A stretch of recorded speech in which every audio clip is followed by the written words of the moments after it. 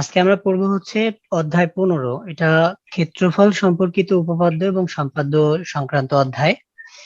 তো এখানে উপরে কিছু সিম্পল কথাবার্তা আছে, এগুলা জাস্ট পড়ে নিও, তেমন কোনো কিছুই নাই। তারপরে আমরা চলে যাই নিচের দিকে। এখানে দেখো কি কি দেখাইছে। এখানে এই যে একটা আয়তক্ষেত্র আছে, আয়তক্ষেত্রের ক্ষেত্রফল নির্ণয়ের একটা প্রসেস দেখাইছে। আমরা জানি যে আয়তক্ষেত্রের ক্ষেত্রফল হচ্ছে দৈর্ঘ্য গুণ প্রস্থ, অর্থাৎ দৈর্ঘ্য এবং প্রস্থকে গুণ করলে আয়তক্ষেত্রের ক্ষেত্রফল পাওয়া যায়। আর তারপরে এটা একটা বর্গক্ষেত্র, তো বর্গক্ষেত্রের ক্ষেত্রফল নির্ণয়ের সূত্র জানি আমরা, এটাও দৈর্ঘ্য গুণ প্রস্থ। যেহেতু আয়তের বর্গের দৈর্ঘ্য এবং প্রস্থ একই রকমের হয়, যার কারণে এখানে চলে আসে তোমার এই গুণে, অর্থাৎ এ স্কয়ার বর্গ একক। এই হচ্ছে ব্যাপার। তারপরে ত্রিভুজের ক্ষেত্রফলের সূত্র আমরা জানি, হাফ গুণ ভূমি গুণ উচ্চতা, মানে এক্সাক্ট সূত্র হলো এটা, হাফ ইন্টু ভূমি গুণ উচ্চতা।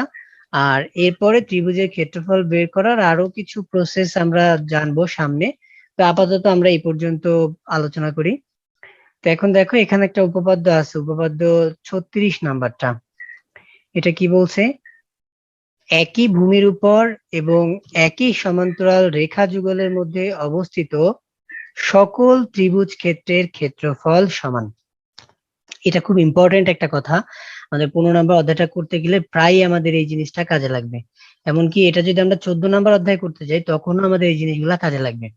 তো বলছে একই ভূমির উপর এবং একই সমান্তরাল রেখা যুগলের মধ্যে অবস্থিত সকল ত্রিভুজ ক্ষেত্রের ক্ষেত্রফল সমান। এখানে মাথায় রাখতে হবে যে আমাদের যে ত্রিভুজ ক্ষেত্রগুলা হবে, সেই ত্রিভুজ ক্ষেত্রগুলা একই ভূমির উপরে হতে হবে। অর্থাৎ একই ভূমির উপর মানে কিন্তু এটা না যে তোমার এরকম একটা ভূমি আঁকলা, এখান থেকে একটা ত্রিভুজ নিলা, আবার এই যে এইখান থেকে একটা ত্রিভুজ নিলা, ব্যাপারটা কিন্তু এরকম না। ব্যাপারটা হচ্ছে ভূমি হতে হবে সেম, মানে ভূমি চেঞ্জ হবে না। ওটারও ভূমি যা, এটারও ভূমি তা, কিন্তু এভাবে হতে পারে। যেমন ধরো এই আমার এখান থেকে এদিকে একটা ত্রিভুজ নিলাম আমি, আহ এখানে একটা ত্রিভুজ নিলাম, আবার মনে করো এইখান থেকে আমি এই দিকে একটা ত্রিভুজ নিলাম, এই যে এরকমটা যদি হয়, অর্থাৎ ভূমি সেম থাকবে। আর হচ্ছে আরেকটা কথা হলো, ভূমির সমান্তরালে আরেকটা রেখা থাকবে এবং এই সমান্তরাল রেখা যুগলের মধ্যে অবস্থিত হতে হবে। যদি এমনটা হয় তাহলে সেই ধরনের ত্রিভুজগুলোর ক্ষেত্রফল পরস্পর সমান। তো এখানে আমরা দেখি যে কিভাবে প্রমাণ করা হয়েছে। এখানে একটু অঙ্কন করছে ওরা, দেখো যে বিসি রেখাংশের বি এবং সি বিন্দুতে দুইটা লম্ব আঁকছে। লম্ব আঁকার কারণটা কি? লম্ব আঁকার কারণ হচ্ছে যেহেতু ক্ষেত্রফল নির্ণয় করতে হলে আমাদের লম্ব প্রয়োজন হয়, কারণ হাফ গুণ ভূমি গুণ উচ্চতা, ওই সূত্রে যদি আমরা যেতে চাই তাহলে আমাদের তো এখানে উচ্চতা লাগবে, অর্থাৎ লম্ব লাগবে। সেই কারণে বিসি রেখাংশের বি এবং সি বিন্দুতে দুইটা লম্ব অঙ্কন করছে, বি এবং সি এফ। এরা ডিই রেখার যেসব জায়গাতে সেট করছে, একটা হলো সরাসরি এ বিন্দুতে সেট করছে এবং আরেকটা হলো এই রেখার উপর সেট করেনি, কিন্তু রেখার বর্ধিত অংশের উপরে সেট করছে, সেটা ই বিন্দুতে। ফলে ই বি সি এফ একটি আয়তক্ষেত্র তৈরি হয়। কারণ যেহেতু আগের রেখা দুইটা সমান্তরাল আগে থেকে আছে, আমি এখানে আবার লম্ব এঁকে দিছি। তো লম্ব এঁকে দিলে আমার সমান্তরাল রেখা যেহেতু, এ পাশেরটা যেহেতু লম্ব, এ পাশেরটা অটোমেটিক্যালি লম্ব হয়ে যাচ্ছে অনুরূপ কোণ অনুরূপ কোণের জন্য, যার কারণে ইবিসিএফ একটা আয়তক্ষেত্র। এবার প্রমাণে দেখো, এই যে ইবিসিএফ আয়তক্ষেত্র, এখানে এ বি সি ত্রিভুজ ক্ষেত্র, দেখো এ বি সি ত্রিভুজ ক্ষেত্র এবং আয়তক্ষেত্র ইবিসিএফ একই ভূমি বিসি এর উপর এবং বিসি এবং ইডি সমান্তরাল রেখার যুগলের মধ্যে অবস্থিত। তো এখানে একটা কথা আছে যে একটা মৌলিক ব্যবহার করে, যেটাকে সূত্র হিসেবে, মৌলিক সূত্র হিসেবে, সেটা হলো যে একই ভূমি এবং একই সমান্তরাল রেখা যুগলের মধ্যে অবস্থিত আয়তক্ষেত্রের ক্ষেত্রফল ত্রিভুজ ক্ষেত্রের ক্ষেত্রফলের দ্বিগুণ, অথবা ত্রিভুজ ক্ষেত্রের ক্ষেত্রফল আয়তক্ষেত্রের ক্ষেত্রফলের অর্ধেক। তো এই এই একটা প্রশ্ন এখানে আছে। যেমন ধরো আমরা যদি এটা একটু সিম্পলি একে দেখার চেষ্টা করি, যেটা কেন হয়, এই মনে করো আমাদের আয়তক্ষেত্র। এখন আমি যদি এখান থেকে একটা ত্রিভুজ এঁকে দেই, এই ত্রিভুজটা খেয়াল করো, এই ত্রিভুজটা এবং এই বড় আয়তক্ষেত্রটা উভয়েরই ভূমি হচ্ছে, আমি যদি এখানে ধরি, উভয়েরই ভূমি হচ্ছে বিসি। আর আরেকটা হচ্ছে আমাদের এখানে আহ এই জায়গাটা কর্ণটা দিয়ে দুইটা ত্রিভুজে বিভক্ত হয়েছে। তো দুইটা ত্রিভুজে বিভক্ত হলে তাহলে সেক্ষেত্রে আমরা বলতে পারি যে একটা ত্রিভুজের ক্ষেত্রফল আর এই ত্রিভুজের ক্ষেত্রফল পরস্পর সমান হবে, সো দ্যাট এই ত্রিভুজটার ক্ষেত্রফল হচ্ছে অর্ধেক। এখন কথা হলো আমি কর্ণ নিলে জিনিসটাকে খুব ইজিলি বুঝতে পারলাম, কিন্তু আমি যদি কর্ণ না নেই, আমি যদি অন্যভাবে দেখি যে আমি কর্ণ নিলাম না, আমি এখান থেকে নিলাম মনে করো ত্রিভুজটাকে, এইদিকে এইদিকে এইদিকে আমি ত্রিভুজটাকে নিলাম, তো সেক্ষেত্রে আমার কিভাবে এটা তোমার অর্ধেক হচ্ছে সেটা একটু দেখার চেষ্টা করি। দেখো এই জায়গার যে ত্রিভুজটা আছে, এই ত্রিভুজটা একটু খেয়াল করো, এখানে এটা একটা সমকোণী ত্রিভুজ, তাই না? এটা একটা জি। সমকোণী ত্রিভুজ। তাহলে এই ত্রিভুজের ক্ষেত্রফল হবে হাফ গুণ ভূমি গুণ উচ্চতা। দ্যাট মিনস আমি যদি নামকরণ করি, মানে আমি মৌলিক সূত্র যেটা ওরা ব্যবহার করছে সেটা তো এখানে দেখানো হয় না, আমি ওটা দেখায় দিচ্ছি। এই তাহলে দেখো এখানে আমাদের এই জায়গাটা যদি এম বিন্দুতে সেট করে থাকে, তাহলে আমাদের এমবিসি ত্রিভুজের ক্ষেত্রফল এমবিসি এমবিসি ইকুয়াল টু হবে হাফ ইন্টু ভূমি গুণ উচ্চতা। দ্যাট মিনস ভূমি হচ্ছে আমাদের এখানে এমবি গুণ উচ্চতা হচ্ছে আমাদের বিসি, বিসি। ঠিক আছে? এটা হলো ক্ষেত্রফল। আবার খেয়াল করো এডিসি ত্রিভুজ যেটা আছে, সরি এডিএম ত্রিভুজ যেটা, এডিএম, তাহলে এডিএম এর ক্ষেত্রফলটা কি? এডিএম, এডিএম ইকুয়াল টু লেখা যাচ্ছে হচ্ছে হাফ অফ, দেখো এডি গুণ হচ্ছে এএম, এডি গুণ এএম। এখন খেয়াল করো দুটো যদি আমি যোগ করে দিই, যোগ করে দিলে আমাদের এখানে হাফ কমন যায়, হাফ কমন নেওয়ার পরে আমাদের আরো কমন যায় হচ্ছে এডি কমন যায়, কেননা এডি আর বিসি তো একই জিনিস, কারণ আয়তক্ষেত্রের বিপরীত বাহুগুলা পরস্পর সমান। তাহলে সেই সমান। ক্ষেত্রে যা এডি তাই বিসি, সো দ্যাট আমি এখানে বলতে পারি যে আমি এডিটা কমন নিলাম, এডিটা কমন নিলাম। তাহলে কমন নিলে আমাদের বাকি থাকে কি কি? বাকি থাকে এক জায়গায় হচ্ছে এমবি, আরেক জায়গায় হচ্ছে এএম। তাহলে এএম যোগ হচ্ছে এমবি, এম বি। তো এবার খেয়াল করো আমাদের এই এম যোগ এমবি পরিবর্তে কি লেখা যায়? এবি লেখা যায়। তাহলে দাঁড়ালো কি? হাফ ইন্টু এডি গুণ এবি, তার মানে হাফ ইন্টু এডি গুণ এবি। এডি গুণ এবি মানে কি? এডি গুণ এবি মানে হচ্ছে আয়তক্ষেত্রের ক্ষেত্রফল, তার সাথে গুণ আয়তক্ষেত্রের আছে হাফ। ক্ষেত্রফল। তাহলে কি হয়ে গেল? আয়তক্ষেত্রের অর্ধেক হয়ে গেল না? তাহলে জি। ওইটুকুন দুইটা মিলে যদি আয়তক্ষেত্রের অর্ধেক হয়, তাহলে বাকিটাও কি হচ্ছে? আয়তক্ষেত্রের অর্ধেক। সো দ্যাট বোঝাই গেল অর্ধেক। যে যদি সেম ভূমি থাকে, তাহলে আয়তক্ষেত্রের যেখানেই হোক না কেন ত্রিভুজটা, সেই ত্রিভুজের ক্ষেত্রফল আয়তক্ষেত্রের ক্ষেত্রফলের অর্ধেক। এই মৌলিক অর্ধেক হবে। প্রমাণটা আমরা দেখে নিলাম এখান থেকে। এখন এই প্রমাণটাকে এখানে কাজে লাগাইছে। দেখো যে ত্রিভুজ এবিসি এর ক্ষেত্রফল সমান সমান হাফ ইন্টু ওই আয়তক্ষেত্রের ক্ষেত্রফল, যেহেতু একই ভূমি এবং একই সমান্তরাল রেখা যুগলের মধ্যে অবস্থিত। এরপরে দেখো আহ এরপরে হচ্ছে আমাদের বলছে অনুরূপ ভাবে আমরা ত্রিভুজ ডিবিসি এর ক্ষেত্রফল, ডিবিসি কোথায়? দেখো এই যে ডিবিসি, এই ডিবিসি এর ক্ষেত্রফল আমরা একই রকম ভাবে বের করতে পারি হাফ ইন্টু ইবিসি এর আয়তক্ষেত্রের ক্ষেত্রফল, কারণ সেই সেম কথা যে একই ভূমি এবং একই সমান্তরাল রেখা যুগলের মধ্যে অবস্থিত আয়তক্ষেত্র এবং ত্রিভুজ ক্ষেত্র। তাহলে দেখো উভয় ত্রিভুজটাই এই আমাদের এইবিসিএফ আয়তক্ষেত্রের ক্ষেত্রফলের অর্ধেক, তাহলে ত্রিভুজদ্বয় পরস্পর ক্ষেত্রফল কি হবে? সমান হবে। এখানে সমান হবে। তোমার এবিসি ত্রিভুজের ক্ষেত্রফল আর ডিবিসি ত্রিভুজের ক্ষেত্রফল সমান হবে, তাহলে কি দাঁড়ালো? একই সমান্তরাল রেখা যুগলের মধ্যে অবস্থিত ত্রিভুজ ক্ষেত্রের ক্ষেত্রফল গুলা পরস্পর সমান যদি তাদের সমান। ভূমি একই হয়। তো এই হচ্ছে আমাদের এখানকার প্রমাণটা। তো এই এরপরে দেখো 37 নম্বরে কি বলছে, এগুলা কিন্তু বেসিক জ্যামিতিতে যেমন কিছু রুলস তুমি জেনে আসছিলা, ঠিক সেরকম এগুলাকেও তোমাকে কিছু রুলস মনে করতে হবে এবং এটা মাথায় রাখতে হবে। 37 নাম্বারটা কি বলছে দেখো, একই ভূমির উপর এবং একই সমান্তরাল রেখা যুগলের মধ্যে অবস্থিত সামান্তরিক ক্ষেত্র সমূহের ক্ষেত্রফল পরস্পর সমান। তার মানে এখন বলছে যদি সামান্তরিক হয়, সামান্তরিক এবং তাদের ভূমি যদি সেম হয়, তাহলে তাদের ক্ষেত্রফল পরস্পর সমান হবে। সমান। এখানে দেখো আমাদের ভূমিটা ধরছে ওরা এবি, তাহলে এবি ভূমির উপর দুইটা সামান্তরিক দিছে, একটা হলো এ বি ই এফ, এই একটা সামান্তরিক, আর হচ্ছে এ বি সি ডি, এই একটা সামান্তরিক। তো ওরা কি অঙ্কন করছে দেখো, এসি এবং এই যোগ করছে। এসি কোথায় আমাদের? এই যে এসি কর্নারটা, আর এই কোথায়? এই হচ্ছে এই যে এই আরেকটা কর্নার, মানে দুইটা সামান্তরিকের দুইটা কর্ণ পরস্পর যোগ করে দিচ্ছ না। তো তারপরে সিই যোগ করছে, সি এবং ই যোগ করছে, কেননা এই দুইটা জিনিস তো বাইরে ছিল, মানে একটা হলো সামান্তরিক এদিকে আরেকটা হলো ওদিকে, তো এই দুইটা প্রান্ত তো খোলা, ওই খোলা প্রান্ত দুইটা যোগ করছে। তারপরে কি করছে দেখো, এরপরে করছে হলো ই বিন্দু এবং সি বিন্দু থেকে এ বি রেখার উপরে দুইটা লম্ব টানছে, একটা ইকে লম্ব আর এটা হচ্ছে সি এল লম্ব। এবার ত্রিভুজ এবিসি এর ক্ষেত্রফলটা কি দেখো, ত্রিভুজ এবিসি কোথায় আমাদের, এই যে এ বি সি, অর্থাৎ ওই এবিসিডি সামান্তরিকের অর্ধেক, তার ক্ষেত্রফলটা কি পাইছে দেখো, হাফ ইন্টু এ বি গুণ সিএল, কারণ হচ্ছে ভূমি গুণ উচ্চতা, তাহলে এখানে ভূমি হচ্ছে এ বি আর উচ্চতা কত, উচ্চতা হচ্ছে এখানে সিএল। এখন এখানে কিন্তু একটা ভুল করে ফেলে স্টুডেন্টরা, যেটা আমি সবসময় করি, যে ভুলের জায়গাটা দেখাই দিই যে কোথায় ভুল করে। এখানে যে ভুলটা করে দেখো, যে এই জায়গাটার ক্ষেত্রফল বের করতে যে অনেক স্টুডেন্ট মনে করে নেয় যে ভূমিটা হচ্ছে এএল, এটা কিন্তু ভুল।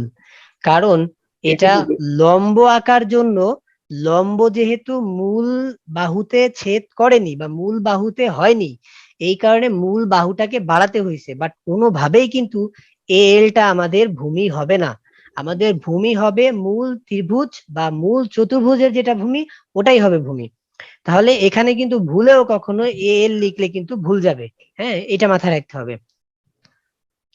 আচ্ছা, এরপরে দেখো ত্রিভুজ এ বিই, অর্থাৎ এটা হলো ওই এবিইএফ সামান্তরিকের অর্ধেক, সেটার ক্ষেত্রফলটা কি দাঁড়াইছে, হাফ ইন্টু এ বি গুণ ইকে। বাট দেখো ইকে এবং সিএল কিন্তু পরস্পর সমান, কেন সমান, কারণ হচ্ছে এরা একই সমান্তরাল রেখা যুগলের মধ্যে অঙ্কিত লম্ব। হ্যাঁ, তাহলে একই সমান্তরাল রেখা যুগলের মধ্যবর্তী লম্ব দূরত্ব সবই সমান হয়, এই কারণে এই ইকে আর সিএল সমান। তাহলে কি বলা যায় যে এবিসি ত্রিভুজের ক্ষেত্রফল সমান সমান হচ্ছে এবিই ত্রিভুজের ক্ষেত্রফল, এটা বলা যায়, এই যে তাই বলছে। তো এবিসি ত্রিভুজটা হলো সামান্তরিকের অর্ধেক, যেহেতু সামান্তরিকের কর্ণ দিয়ে ভাগ করা হয়েছিল, এবিসিডি সামান্তরিকের অর্ধেক। আবার এবিটা হচ্ছে এই এবিইএফ সামান্তরিকের অর্ধেক। তাহলে একটা সামান্তরিকের অর্ধেক যদি পরস্পর সমান হয়, তাহলে পুরাটাও পরস্পর কি সমান। তাহলে প্রমাণ হয়ে গেল যে একই সমান্তরাল রেখা যুগলের মধ্যে সামান্তরিক ক্ষেত্রের ক্ষেত্রফল গুলা পরস্পর সমান। এরপরে 38 নাম্বারটা কি বলছে দেখো, কোন ত্রিভুজ এবং সামান্তরিক একই ভূমি এবং একই সমান্তরাল রেখা যুগলের মধ্যে অবস্থিত হলে ত্রিভুজ ক্ষেত্রফল সামান্তরিকের ক্ষেত্রফলের অর্ধেক। একদম সেম হচ্ছে আয়তক্ষেত্রের ক্ষেত্রফলটা আমি যেভাবে বের করে দেখাইছি, ঠিক ওইভাবে করে তোমার এই ক্ষেত্রফলটাও বের করতে হবে। আশা করি তুমি এটা পারবা, দেখে নিবা, যদি না পারো পরে জানাবা। আচ্ছা, আমরা অনুসিদ্ধান্তে চলে যাই। দেখো অনুসিদ্ধান্ত 1 কি বলছে, কোন ত্রিভুজ এবং সামান্তরিক সমান সমান ভূমি এবং একই সমান্তরাল রেখা যুগলের মধ্যে অবস্থিত হলে ত্রিভুজের ক্ষেত্রফল সামান্তরিক ক্ষেত্রফলের অর্ধেক হবে। এই প্রমাণটা কিন্তু আমরা অলরেডি এই যে আয়তক্ষেত্রের যে প্রমাণটা দেখাইছি, সেই প্রমাণটার এই প্রমাণটা কিন্তু সেম। হ্যাঁ, এবং এই যে এখানে দেখো যে 38 নাম্বারের অনুসিদ্ধান্ত তো একই, সেম জিনিস, এই যে সেম জিনিস এখানে, ত্রিভুজের ক্ষেত্রফল সামান্তরিকের ক্ষেত্রফল অর্ধেক, ত্রিভুজের ক্ষেত্রফল সামান্তরিকের ক্ষেত্রফল অর্ধেক হবে, কেন দিছে এটা জানি না, বাট একই জিনিস। তো এবার হচ্ছে আমাদের সেই বিখ্যাত উপপাদ্য, অর্থাৎ তোমার এই ক্ষেত্রফল সংক্রান্ত উপপাদ্য এবং সম্পাদ্য সমাধান করতে গেলে যে জিনিসটা তোমার সবচেয়ে বেশি কাজে লাগবে, সেই জিনিসটাই হচ্ছে পিথাগোরাসের উপপাদ্য। এবং পিথাগোরাসের উপপাদ্যটা খুব মোস্ট পপুলার একটা উপপাদ্য। এই উপপাদ্যটা তোমার প্রথম আবিষ্কার করছিলেন বিজ্ঞানী পিথাগোরাস, এবং উনি যেভাবে আবিষ্কার করছেন সেই চিত্রটা দেখো এখানে দেওয়া আছে। এবং এই চিত্রটা দেখলে অলরেডি স্টুডেন্টের মাথা টাথা গুলানো শুরু হয়ে যাবে যে এটা কিভাবে অঙ্কন করছে উনি। তো এটা দেখো খ্রিস্টের জন্মেরও বহু আগে কিন্তু সে এই এই প্রমাণটা করে গেছে। তাহলে এদের মাথায় আসলে কি ছিল? হ্যাঁ, তো এই প্রমাণটা আমি অ্যাজ ইউজুয়াল স্টুডেন্টদেরকে দেখাই না, কারণ হচ্ছে প্রমাণটার মধ্যে প্রচুর প্যাচ লাগে, এই কারণে এই প্রমাণটা আমরা দেখাই না। আমাদের আরেকটা বিকল্প প্রমাণ আছে, আমরা সেই বিকল্প প্রমাণটা দেখাবো। এবং মজার ব্যাপার হচ্ছে পিথাগোরাসের উপপাদ্যকে অনেক গণিতবিদ অনেকভাবে প্রমাণ করছেন। তার মধ্যে মোস্ট পপুলার যে প্রমাণটা সাধারণত স্টুডেন্টদেরকে লিখতে হয় বা স্টুডেন্টরা যেটা করে, আমি সেই প্রমাণটা দেখাবো। আরো অনেক ধরনের পিথাগোরাসের উপপাদ্যের প্রমাণ আছে, সুযোগ হলে একসময় তোমাকে আমি পিথাগোরাসের আরো কয়েকটা প্রমাণ সিস্টেম আমি দেখাই দিব, সেটা অন্য একটা আলাদা লেকচারের মধ্যে। আচ্ছা, তাহলে এখানে আমরা পিথাগোরাসের উপপাদ্যর মূল কথাটা কি সেটা একটু জেনে নেই। বলছে সমকোণী ত্রিভুজের অতিভুজের উপর অঙ্কিত বর্গক্ষেত্রের ক্ষেত্রফল ইহার অপর দুই বাহুর উপর অঙ্কিত বর্গক্ষেত্রদ্বয়ের ক্ষেত্রফলের সমষ্টির সমান। তো এটা একটা হিস্ট্রি আছে তোমার। পিথাগোরাস প্রথম যখন এই উপপাদ্যটা জানতে পারছেন, পিথাগোরাস মিশরে গেছিলেন, এবং মিশর আমরা জানি কিন্তু প্রাচীন মিশর হচ্ছে জ্ঞান বিজ্ঞানের একটা কি বলো ওটাকে, জ্ঞান বিজ্ঞানের অক্সফোর্ড বলা যায় ওটাকে। মিশর আগে থেকেই ওরা জ্ঞান বিজ্ঞানে খুবই উন্নত ছিল।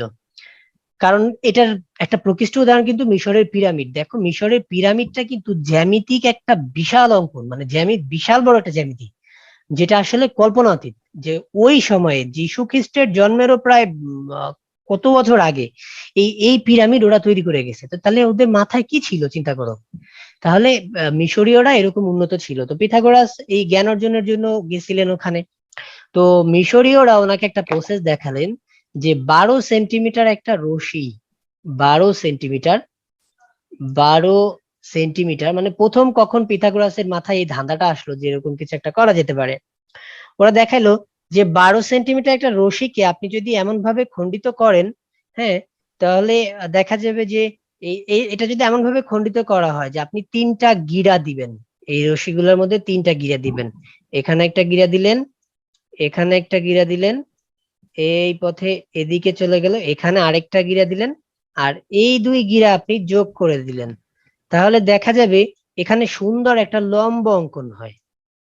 এই এটাকে যদি এমন ভাবে আপনি গিরা দেন যে একদিকে নেবেন 3 সেন্টিমিটার, আরেক দিকে নেবেন হচ্ছে 4 সেন্টিমিটার, আরেক দিকে নেবেন হচ্ছে 5 সেন্টিমিটার, এভাবে যদি 3, 4, 5 সেন্টিমিটারে আপনি বিভক্ত করেন, গিট দেন, তাহলে দেখবেন যে আপনার এই 12 সেন্টিমিটার দড়িটা আপনি হাতে লাগালে ধরলে এখানে একটা লম্ব অঙ্কিত হচ্ছে, একটা রশি আরেকটা রশির উপরে 90 ডিগ্রি কোণ করতেছে। তো পিথাগোরাস তখন এটা চিন্তা, আরে মজার ব্যাপার তো, এটা কিভাবে হলো? তখন পিথাগোরাস কি করলেন, মিশরীয়দের থেকে এক ধাপ আগায় গেলেন যে এটা কি শুধু 12 সেন্টিমিটার দড়ির ক্ষেত্রে হয় নাকি আরো দড়ির ক্ষেত্রে হয়। তখন পিথাগোরাস এইভাবে করে আস্তে আস্তে চিন্তা করতে থাকলেন যে আমি যদি একটা দড়ি নেই এবং সেখানে যদি 1 সেন্টিমিটার আর 2 সেন্টিমিটার দড়িতে আমি গিরা দেই, তাহলে কিভাবে আসতেছে। মানে পিথাগোরাস এইটার মধ্যে একটা সম্পর্ক খুঁজে পাইছিলেন। কিরকম সম্পর্ক? দেখা গেছে এই ছোট দুইটার যোগফল বর্গ করলে এই 3 এর স্কোয়ারে 9, আর এদিকে 4 এর স্কোয়ারে 16, তখন কি হয়, তখন তোমার 16 আর 9 25 হয়ে যায়, যেটা বড় যে পার্টটা মানে দড়ির যে বড় গিটটা, এই গিটের বর্গের সমান হয়ে যায়। দেখছো? তো পিথাগোরাস এই জিনিসটা দেখে অবাক হয়ে গেলেন যে হ্যাঁ, এটা কিভাবে হইলো। তখন পিথাগোরাস আবার মনে করে এভাবে করে চিন্তা করা শুরু করলেন, যদি 1 সেন্টিমিটার আর 2 সেন্টিমিটার দড়ি নেই তাহলে কয় সেন্টিমিটার দড়ি এদিকে লাগবে। তাহলে দেখা গেল 1 এর স্কোয়ারে 1, 2 এর স্কোয়ারে 4, 4 আর 1 কত হয়? 5। তাহলে ওখানে লাগবে √5 সেন্টিমিটার, দ্যাট মিনস 2 দশমিক সামথিং, এতটুকুন লাগবে। তো এটা একটা ভগ্নাংশ হয়ে যায়। হয়তো পিথাগোরাসের মাথায় এই চিন্তাটা ছিল না। আমরা কিন্তু আসলে পিথাগোরাসের মাথার রিডিং পড়ার চেষ্টা করতেছি, হয়তো এটা ছিল না, অন্য কিছু আমরা দেখে নিতে পারি। যে এখানে আরো বিভিন্ন ধরনের দড়ি দিয়ে এভাবে গিট দিয়ে দিয়ে পিথাগোরাস তখন দেখলেন যে ঘটনাটা আসলে দড়ির উপর ডিপেন্ড করতেছে না, ঘটনাটা আসলে ডিপেন্ড করতেছে এই যে এইটার উপরে, এই লম্বের উপরে, অর্থাৎ সমকোণের উপরে। তখন পিথাগোরাস এই বিখ্যাত কথাটা বলে গেলেন যে সমকোণী ত্রিভুজের এই অতিভুজের উপরে যদি বর্গ আঁকা হয়, মানে উনি যেভাবে প্রমাণ করছেন, দেখো এই যে অতিভুজের উপর বর্গ এঁকে দিছে, এই যে অতিভুজটা এবি তার উপর একটা বর্গ আঁকছে, তাহলে অন্য দুই বাহুর উপরও বর্গ আঁকছে, সেই বর্গ দুইটার ক্ষেত্রফল আর এই বর্গটার ক্ষেত্রফল পরস্পর সমান হয়। পিথাগোরাস কিন্তু সরাসরি ভাবে বর্গ এঁকে প্রমাণ করছেন, বুঝতে পারছো? তো এটাই হচ্ছে পিথাগোরাসের বিখ্যাত উপপাদ্য। তা আমরা আমরা কিভাবে প্রমাণ করব সেটা আমরা এখন একটু দেখে নেই। প্রথম কাজ করব হচ্ছে আমি প্রমাণটা কিভাবে যাচ্ছি, কেন যাচ্ছি সেটা খুব ভালোভাবে খেয়াল করো। তাহলে পিথাগোরাসের উপপাদ্য আজীবনও আর প্যাঁচ লাগবে না, এবং তুমি যখনই মন চায় তখনই তুমি পিথাগোরাসের উপপাদ্যটা লিখতে পারবা। কারণ হচ্ছে এই পিথাগোরাসের উপপাদ্যটা একটু বড়, কিন্তু একটা সিকোয়েন্স বজায় থাকে, এবং সেই সিকোয়েন্সটা যদি তুমি বুঝতে পারো তাহলে পিথাগোরাসের উপপাদ্যের মতো সহজ উপপাদ্য আরেকটাও নাই আমার মতে। তুমি একটু খেয়াল করো, দেখো আমাদের পিথাগোরাসের যে ত্রিভুজটা, আমরা আগে ত্রিভুজটা এঁকে নেই। আমি তোমাকে এখানে একটা ফাঁকিবাজি প্রসেসে জিনিসটা মনে রাখার জন্য চেষ্টা করানোর ট্রাই করব। মানে মূল ব্যাপার যেটা, সেটা আমি পরে আলাপ করব। আমি আগে একটা ফাঁকিবাজি প্রসেসের কথা বলবো। এখানে দেখো, মনে করো আমার একটা ত্রিভুজ, এটা হচ্ছে এ বি সি ত্রিভুজ। তো এই ত্রিভুজের ক্ষেত্রে বাহুগুলাকে নামকরণ করার একটা প্রসেস আছে। সেই প্রসেসটা হলো, তুমি যে বাহুটাকে নামকরণ করবা সেই বাহুর দুই প্রান্তে যে দুইটা বর্ণমালা আছে সেটা বাদ দিলে অবশিষ্ট যে বর্ণমালাটা ছোট হাতের অক্ষর দিয়ে ওই বাহুটাকে তা দিয়ে প্রকাশ করবা। যেমন এ বি, এখানে এ বি আছে, তাহলে আমার ত্রিভুজের আরেকটা পার্ট সিটা নাই, তাহলে তুমি এটাকে ছোট হাতের সি দিয়ে প্রকাশ করবা। বি আর সি, এখানে নাই এটা, তাহলে তুমি এটাকে ছোট হাতের এ দিয়ে প্রকাশ করবা। এ আর সি, এখানে নাই বিটা, তাহলে তুমি এটাকে ছোট হাতের বি দিয়ে প্রকাশ করবা। কেন? কারণ হচ্ছে বারবার A B B C A C এগুলা লিখতে যে হাঁপায় উঠবো আমরা বা হজবরল হবে, এই জন্য ছোট্ট হাতের অক্ষর দিয়ে আমরা প্রকাশ করে নিলাম যাতে আমরা খুব সহজে লিখতে পারি। তাহলে আমাকে প্রমাণ করতে হবে কি, এ স্কোয়ার সমান সমান হচ্ছে B square plus C square. এটা আমাকে প্রমাণ করতে হবে শর্টলি, যে অতিভুজের স্কোয়ার সমান লম্ব স্কোয়ার প্লাস ভূমি স্কোয়ার। তো এখানে উনি কিন্তু বলছেন বর্গক্ষেত্রের কথা, আর আমরা জানি বর্গক্ষেত্রের ক্ষেত্রফলের সূত্রটাই হচ্ছে দুই বাহুর গুণফল। আর বর্গক্ষেত্রে যেহেতু দুই বাহুই সেম সেম হয়, তাহলে এ স্কোয়ার, যেটা ক্ষেত্রফল এ সেটা এ স্কোয়ার, যেটা ক্ষেত্রফল বি সেটা বি স্কোয়ার, যেটা ক্ষেত্রফল সি সেটা সি স্কোয়ার, এভাবে। তো একটু দেখো, আমরা A square B square C square এই টার্মটা পাইছি শুধুমাত্র ক্ষেত্রফলের মধ্যে, অন্য কোথাও কিন্তু আমরা এই টার্ম পাইনি। পাইছি? পাইনি। যদি কোনো ত্রিভুজ পাওয়া যায়, তাহলে সেই ত্রিভুজের ক্ষেত্রে আমরা ক্ষেত্রফলের সূত্রটা পেয়ে যাই। এখন আমরা বাম দিকের যে পার্টটা আছে অর্থাৎ এ স্কোয়ার, এটা একটু আনার জন্য ট্রাই করি। যদিও মূল অঙ্কন কিন্তু এভাবে লেখা যাবে না, আমি কিন্তু ফার্স্টেই বলছি যে মূল অঙ্কন এভাবে লেখা যাবে না, কিন্তু আমি এটা কেন অঙ্কন করতেছি সেটা বোঝানোর জন্য কিন্তু আমি এখন কথাগুলো বলতেছি। তো দেখো, এখানে একটা এ আছে, আমি যদি এই বরাবর একটা লম্ব নিয়ে আরেকটা এ এখানে নিয়ে ফেলি, আরেকটা এ যদি আমি এখানে নিয়ে ফেলি, তাহলে এটা যদি একটা ত্রিভুজের পার্ট হয়, এই যে এটা যদি একটা ত্রিভুজের পার্ট হয়, তাহলে এই ত্রিভুজের ক্ষেত্রফল কি এ স্কোয়ার চলে আসবে না? জি। এবার দেখো, আমাদের এইখানে একটু প্রান্তদ্বয়ের যে এই যে খোলা খোলা প্রান্ত পাওয়া গেছে, এই প্রান্তগুলো আমি এখন যোগ করে দিই। তাহলে এদিকে যোগ করে দিলাম, এখান থেকেও আমি একটা লম্ব টেনে দিলাম, লম্ব টেনে দিলাম। তো এখানে কি হলো, এই জায়গায় ব্যাপারটা হয় যে আমার তো এখনো বি স্কোয়ার সি স্কোয়ার লাগবে। তো খেয়াল করো, বি স্কোয়ার সি স্কোয়ারটা আমি কিভাবে পেতে পারি একটু দেখো, এখানে সিটা আছে, এখানে যদি বিটা পাওয়া যায়, তাহলে এই যে একটা চতুর্ভুজ, এই চতুর্ভুজ, তাহলে এই চতুর্ভুজের মধ্যে সি প্লাস বি একটা বাহু হয়। হ্যাঁ, তো তখন চতুর্ভুজটাকে যদি বিশেষায়িত কোনো চতুর্ভুজে প্রমাণ করা যেতে যায় যে এটা ট্রাপিজিয়াম বা আয়ত বা সামান্তরিক বা রম্বস যে কোনো কিছু একটা হবে, তো সেক্ষেত্রে এক বাহু আরেক বাহুর গুণফল দিয়ে সেখানে বি প্লাস সি আসার কারণে অন্য কোথাও থেকে বি প্লাস সির মাধ্যমে স্কোয়ার চলেও আসতে পারে, তাই না? সেই চিন্তা থেকে আমি এখানে বি নিলাম, সি নিলাম না, কেননা সি নিলে টোয়াইস সি হবে, টোয়াইস সি হবে। তো টোয়াইস সি দিয়ে তো সি স্কোয়ার আসতে পারে, শুধু বি তো আসবে না, তখন তখন বিটা বাদ থেকে যাবে না। এই কারণে আমরা এখানে সিটাকে না নিয়ে আমি বিটাকে নিলাম। তো দেখো, একটু কৌশলে আমরা এটাকে যেহেতু বি নিছি, তাহলে এই পার্টটাকে আমরা নিব সি, এই পার্টটাকে আমরা নিব সি। তাহলে আমাদের হয়ে যাবে, এখন আমরা নাম দিই এখানে ডি আর এখানে হচ্ছে ই। তাহলে আমি এরকম একটা চিত্র আঁকলাম।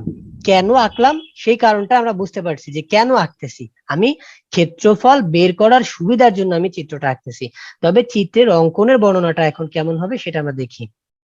অঙ্কন, তাহলে বিশেষ নির্বাচনটা কি হবে, মনে করি এবিসি একটা সমকোণী ত্রিভুজ, যেখানে AB equal to C, BC equal to A এবং এসি ইকুয়াল টু বি। প্রমাণ করতে হবে যে বিসি স্কয়ার সমান সমান AB square plus AC square, অর্থাৎ এ স্কয়ার সমান সমান B square plus C square. এটা হচ্ছে আমাদের বিশেষ নির্বাচন, এটা আমরা আজ লিখতে পারবো। অঙ্কনটা হবে এই এবি কে ডি পর্যন্ত বর্ধিত করি, পর্যন্ত বর্ধিত করি, মানে ফার্স্টেই হলো আমি মূল নিচের ভূমিটাকে বর্ধিত করছি। বর্ধিত করি, কিরকম বর্ধিত করব, যেন যেন এই যে বর্ধিতাংশটা বিডি সমান সমান হচ্ছে আমাদের এখানকার লম্ব, অর্থাৎ এই এসি ইকুয়াল টু বি হয়। আমি বর্ধিত করব এভাবে। এরপরে কি করছি, এরপরে হলো এখানেও আমি একটা 90 ডিগ্রি লম্ব আঁকছি। তো লম্ব আঁকছি, সেই লম্বটার নাম কি, ইডি লম্ব এডি আঁকি, ইডি লম্ব এডি আঁকি, এবং সেই লম্বটা কার সমান নেব? লম্বটা নিব আমি এই বিসির সমান। তাহলে দেখো এই ত্রিভুজেও বিসি, এই ত্রিভুজেও বিসি, বিসি বিসি মিলে ওখান থেকে বি প্লাস সিটি এখানে চলে আসার সম্ভাবনা আছে। তাহলে আমাদের এখানে এই ইডি সমান সমান হচ্ছে এই এ বি সমান সমান সি হয়। এরপরে কি ওই যে খোলা প্রান্তটা আছে সি আর ই, ওটা যোগ করে দিব, সিই যোগ করি। এবার খেয়াল করো ফাহিম, আমরা প্রমাণে যাব। কি করব প্রমাণে? দেখো আমরা কিন্তু ফার্স্টেই বুঝতে পারছি যেহেতু পিথাগোরাসের উপপাদ্যের প্রমাণ এবং পিথাগোরাস ক্ষেত্রফল সংক্রান্ত কথাবার্তা বলছেন, সো আমি এখানে বুঝতেই পারতেছি আমাকে ক্ষেত্রফল বের করতে হবে। এখন ক্ষেত্রফল যদি বের করতে চাই একমাত্র এই ত্রিভুজটার ক্ষেত্রফল চোখ বন্ধ করে বলতে পারবো। কেন? কারণ এখানে 90 ডিগ্রি, এটা ভূমি, এটা লম্ব। বাট আরেকটা ত্রিভুজও কিন্তু আমি আমার মন গড়া আঁকছি, কিন্তু আমি প্রমাণ না দিলে তো আমি আমার মন গড়া প্রমাণ বলতে পারবো না, তাই না? আঁকাটা মন গড়া করতে পারি, কিন্তু প্রমাণটা কিন্তু মন গড়া করা যাবে না। তাহলে আমাকে এখন যদি এই ত্রিভুজটার ক্ষেত্রফল বের করতে হয়, এখানে আমাকে 90 ডিগ্রি প্রমাণ করতে হবে, একটা কাজ। দ্বিতীয় কাজ, এই ত্রিভুজটা আমি এখানে লম্ব আঁকছি, সো প্রবলেম নাই, লম্ব আঁকছি যেহেতু সেখানে আর কোনো সমস্যা নাই। তো লম্ব আঁকার কারণে আমার এইটাতে কোনো প্রবলেম হচ্ছে না, কিন্তু একটা প্রবলেম আছে। সেটা কি? আমি যেহেতু ধরেই নিছি যে আমার এই বাহুটা এ লাগবে, কিন্তু সেটাকে আমি প্রমাণ করছি না, প্রমাণ করিনি। তাহলে এই বাহুটা আমাকে এ প্রমাণ করতে হবে না? জি এটাও দেখাতে হবে। হ্যাঁ, তাহলে এটাও আমাকে দেখাতে হবে। তাহলে এটা যদি আমার দেখাতে হয়, তাহলে এই এ বাহু আরেকটা কোথায় আছে? এখানে, এখানে আছে, জি তাই না? তাহলে আমাকে এই বাহুর সাথে এই বাহু সমান দেখাতে হবে, আর সমান দেখানোর রুলস একটা, সেটা হলো সর্বসম। সো দ্যাট আমার ফার্স্ট কাজ হলো এবিসি ত্রিভুজ আর ইবিডি ত্রিভুজ সর্বসম প্রমাণ করে এই বাহুটাকে ডিফাইন করা, একটা কাজ। সেকেন্ড কাজ, সেকেন্ড কাজ হচ্ছে আমাকে এটা 90 ডিগ্রি প্রমাণ করতে হবে। তো এটা যদি আমি 90 ডিগ্রি প্রমাণ করতে চাই, আমি দেখতে পাচ্ছি এখানে মোট তিনটা কোণ আছে, একটা দুইটা তিনটা। তাহলে তিনটার মধ্যে এই দুইটার যোগফলটা যদি 90 ডিগ্রি হয়ে যায়, তাহলে অটোমেটিক্যালি এটার যোগফল কত হয়? এটা কত হয়? 90 হয়ে যায়, তাই না? তাহলে মানে এই 100 এখানে। এই কোণটা আরেকটা 90 কোণের সাথে আছে, সেটা কোনটা? এই যেটা। কেননা এই সি কোণের এই পাটটা আর বি কোণের এই পাটটা, এই দুই পাটের যোগফল হচ্ছে 90 ডিগ্রি। তো আমি যদি কোনোভাবে প্রমাণ করতে পারি যে এই পাশের এই নিচের কোণটা এই পাশের উপরের কোণটার সমান, তাহলে কিন্তু আমার এই কোণ আর এই কোণের যোগফল, দ্যাট মিনস এই কোণ আর এই কোণের যোগফল চলে আসবে, এবং তখন আমি বলতে পারবো যে এই দুইটার যোগফল 90, সো দ্যাট ওটা 90। এটা বলা যাবে? জি বুঝেছি। ক্লিয়ার? তাহলে এটা হলো আমার জি সেকেন্ড স্টেপ। হ্যাঁ, থার্ড স্টেপ, থার্ড স্টেপ হচ্ছে আমাকে ক্ষেত্রফল বের করতে হবে। তো ক্ষেত্রফল যদি বের করতে চাই, তাহলে আমি এখানে দেখতে পাচ্ছি যে তিনটা ত্রিভুজ, তো তিনটা ত্রিভুজে আমি ডিফাইন করে ফেলছি প্রিভিয়াস দুইটা প্রমাণের মধ্যে। তাহলে ত্রিভুজ তিনটার ক্ষেত্রফল আমি বের করতে পারলাম, কিন্তু ত্রিভুজ তিনটার ক্ষেত্রফল বের করতে পারলেও সেখান থেকে কিন্তু কোনো সমীকরণ আসবে না। আসবে? না, খালি তিনটা সমীকরণ আসবে আলাদা না, কিন্তু থাকবে। আমাকে যেটা প্রমাণ করতে বলছেন পিথাগোরাস, সেটা কিন্তু একটা সমীকরণ। A square equal to B square plus C square, এটা সমীকরণ। যদি আমাকে সমীকরণ পেতে হয়, এখানে আরেকটা অপশন আছে, দেখো বাইরে একটা চতুর্ভুজ, দেখছো? আমি বুঝতে পারতেছি আমার ভিতরে তিনটা ত্রিভুজের ক্ষেত্রফল বাইরের চতুর্ভুজটার ক্ষেত্রফলের সমান। তখন কিন্তু আবার একটা সমীকরণ চলে আসে যে বাইরের ক্ষেত্রফল ইকুয়াল টু ভিতরের গুলার ক্ষেত্রফল, একটা সমীকরণ চলে আসে। তাহলে আমার কিন্তু এটাও ডিফাইন করতে হবে যে এই চতুর্ভুজটা কি টাইপের চতুর্ভুজ। সেটা যদি ডিফাইন না করতে পারি, তাহলে তো আমি কোনোভাবেই বলতে পারবো না যে ক্ষেত্রফল কত হবে। আয়ত হলে একরকম ক্ষেত্রফল, রম্বস হলে একরকম ক্ষেত্রফল, তারপরে তোমার ট্রাপিজিয়াম হলে একরকম ক্ষেত্রফল। সো দ্যাট আমাকে ওটাও ডিফাইন করতে হবে যে চতুর্ভুজটা কি টাইপের চতুর্ভুজ। তাহলে আমরা এখন কি করব? আমরা ফার্স্ট কাজ সর্বসম প্রমাণ করব, সেকেন্ড কাজ মাঝখানের ত্রিভুজটাকে আমরা সমান কি দেখাতে হয়েছে হবে। সেটা প্রমাণ করব, থার্ড কাজ আমার চতুর্ভুজটা কেমন সেটা বের করে দেখাবো, ফোর্থ কাজ এই চতুর্ভুজের ক্ষেত্রফল আর ভিতরের তিনটা ত্রিভুজের ক্ষেত্রফল ইকুয়েশন করে দেখাবো। আমার 100% প্রমাণ হয়ে যাবে। তাহলে দেখো পিথাগোরাস উপপাদ্য কিন্তু এট এ গ্ল্যান্স একবারে আমাদের হাতের মধ্যে চলে আসলো, তাই না? তাহলে আমাদের প্রথম কাজ হলো ত্রিভুজ এ বি সি ও ত্রিভুজ ইবিডি এর মধ্যে কি কি পাচ্ছি আমরা? এর মধ্যে একটা পাচ্ছি হলো এসি সমান সমান হচ্ছে বিডি সমান সমান হচ্ছে বি অঙ্কন অনুসারে। তারপরে হচ্ছে আমাদের এবি সমান সমান হচ্ছে ইডি সমান সমান হচ্ছে সি, এটাও অঙ্কন অনুসারে। আর এই দুইটা বাহুর অন্তর্ভুক্ত কোণ, অন্তর্ভুক্ত এই দুইটা বাহুর অন্তর্ভুক্ত হচ্ছে আমাদের, এটার অন্তর্ভুক্ত হচ্ছে সিএবি বা বিএসি, আর ওটার অন্তর্ভুক্ত হচ্ছে আমাদের ইডিবি। এই দুটা পরস্পর সমান। তাহলে একটা ত্রিভুজের দুই বাহু এবং অন্তর্ভুক্ত কোণ অনন্তত্রিভুজের সমান হলে আমরা জানি ত্রিভুজদ্বয় সর্বসম। তাহলে ত্রিভুজ এবিসি সর্বসম হচ্ছে ত্রিভুজ ইবিডি। কেন সর্বসম প্রমাণ করলাম? আমার ওই এ বাহুটা দেখাতে হবে। তাহলে এ বাহুটা বিসি সমান সমান হচ্ছে বিই সমান সমান হচ্ছে এ। এবং এখানে আমরা আরেকটা কাজ করে যাব, সেটা হলো ওই যে পরবর্তী প্রমাণের কথাটা কিন্তু আমরা দেখে আসছি যে এই কোণটা আর এই কোণটা সমান প্রমাণ করার প্রয়োজন হবে। তাহলে এটা কিন্তু আমরা অলরেডি সমান পেয়ে যাচ্ছি। কেন? দেখো, এরাই কিন্তু অনুরূপ কোণ। কারণ তুমি এই 90টাকে যদি এখানে এনে লাগাও এবং এই বি বাহুটা কিন্তু এখানে খাড়া ভাবে আছে, তাহলে বি বাহুটা যদি খাড়া ভাবে উঠাই তাহলে এই কোণটা কোথায় চলে যায়? উপরে চলে যায়। ভুলে ভুলে যদি তুমি শোয়ানো দুইটা কোণকে ধরে নাও যে এরা অনুরূপ কোণ, তাহলে কিন্তু ভুল যাবে। অনুরূপ কোণ বোঝার উপায় হচ্ছে যে শীর্ষবিন্দুগুলা পরস্পর মিলিয়ে ফেললে, বাহুগুলা মিলিয়ে ফেললে যে কোণটা যেদিকে পড়ে সেই কোণটা সেই কোণের অনুরূপ। ক্লিয়ার? তাহলে দেখো, আমরা বলতে পারি যে এই ই সরি এ সি বি কোণটা দ্যাটস ইকুয়াল টু হবে আমাদের ই বি ডি কোণটা। আচ্ছা, এটা প্রমাণ হয়ে গেল।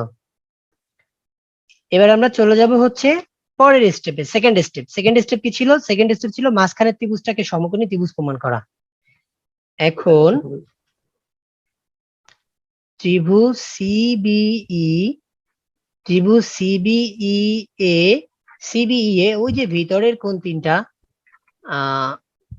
আচ্ছা সিবিই লেখার দরকার নেই, আমরা ওই কোণ তিনটা সরাসরি লিখি। এখানে এ বি সি কোণ প্লাস হচ্ছে সিবিই কোণ প্লাস হচ্ছে এই ইবিডি কোণ ইকুয়াল টু হচ্ছে আমাদের 180 ডিগ্রি বা 2 সমকোণ। বা আমাদের এবিসি কোণটা থাকলো প্লাস সিবিইটাও থাকলো, আর এই যে ইবিডি এর পরিবর্তে আমরা বলতে পারি হচ্ছে এসিবি কোণ ইকুয়াল টু পাশে হচ্ছে 180 ডিগ্রি। বা আমাদের সিবিই কোণ প্লাস, দেখো এই এবিসি কোণ আর এসিবি কোণ এই দুইটা কোণের পরিমাণ কিন্তু 90 ডিগ্রি, কেননা সমকোণী ত্রিভুজের সমকোণ বাদে বাকি দুইটা কোণ। তাহলে এটা 90 ডিগ্রি ইকুয়াল টু 180 ডিগ্রি। অতএব তোমার এই সিবিই কোণটা দাঁড়ালো আমাদের এই 180 থেকে 90 মাইনাস করলে 90 ডিগ্রি। অতএব বলতে পারি যে ত্রিভুজ সিবিই একটি সমকোণী ত্রিভুজ, একটি সমকোণী ত্রিভুজ। তাহলে আমাদের সেকেন্ড কাজটাও শেষ। এবার থার্ড অপশন হচ্ছে এই চতুর্ভুজটা কি ধরনের চতুর্ভুজ সেটাকে ডিফাইন করা। তাহলে আমরা চতুর্ভুজটাকে ডিফাইন করি।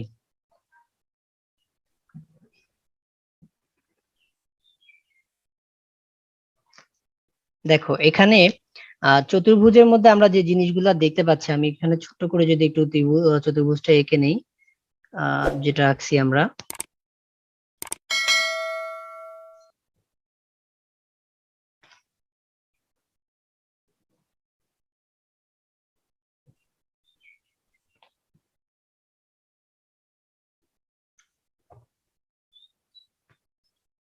আচ্ছা, এটা তো এখানে আমরা একটু দেখি। দেখো এই এসিটা কিন্তু এডির উপর লম্ব, আবার এদিকে ইডিটাও এডির উপরে লম্ব। হ্যাঁ, এখানে এসি লম্ব এডি ও ইডি লম্ব এডি, কিন্তু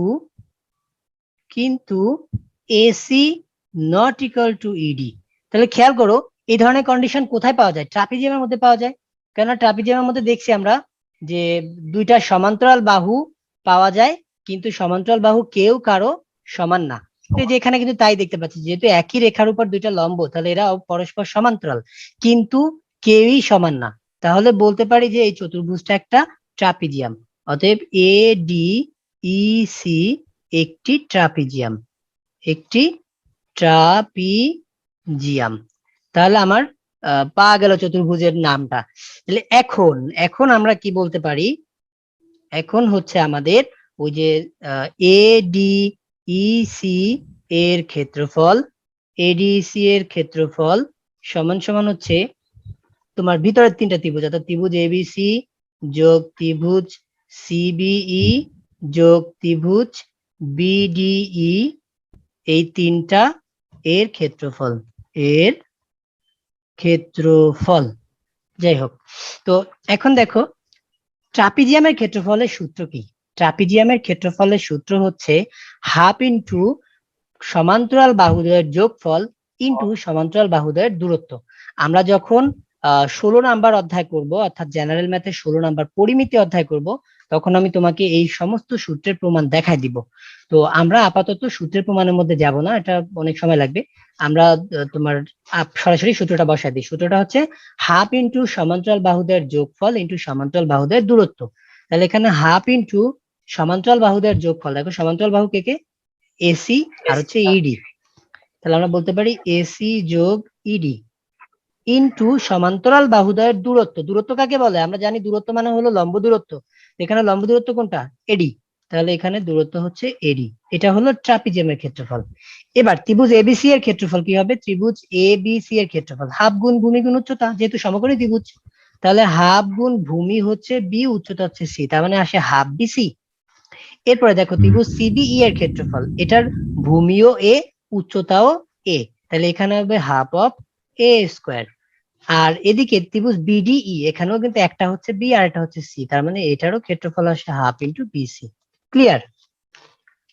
এবার দেখো হাফ ইন্টু এসি মানে কত? এসি মানে হচ্ছে আমাদের বি, আর ইডি মানে কত? ইডি মানে হলো সি, তাহলে বি প্লাস সি। আর এডি, এডি মানে কি?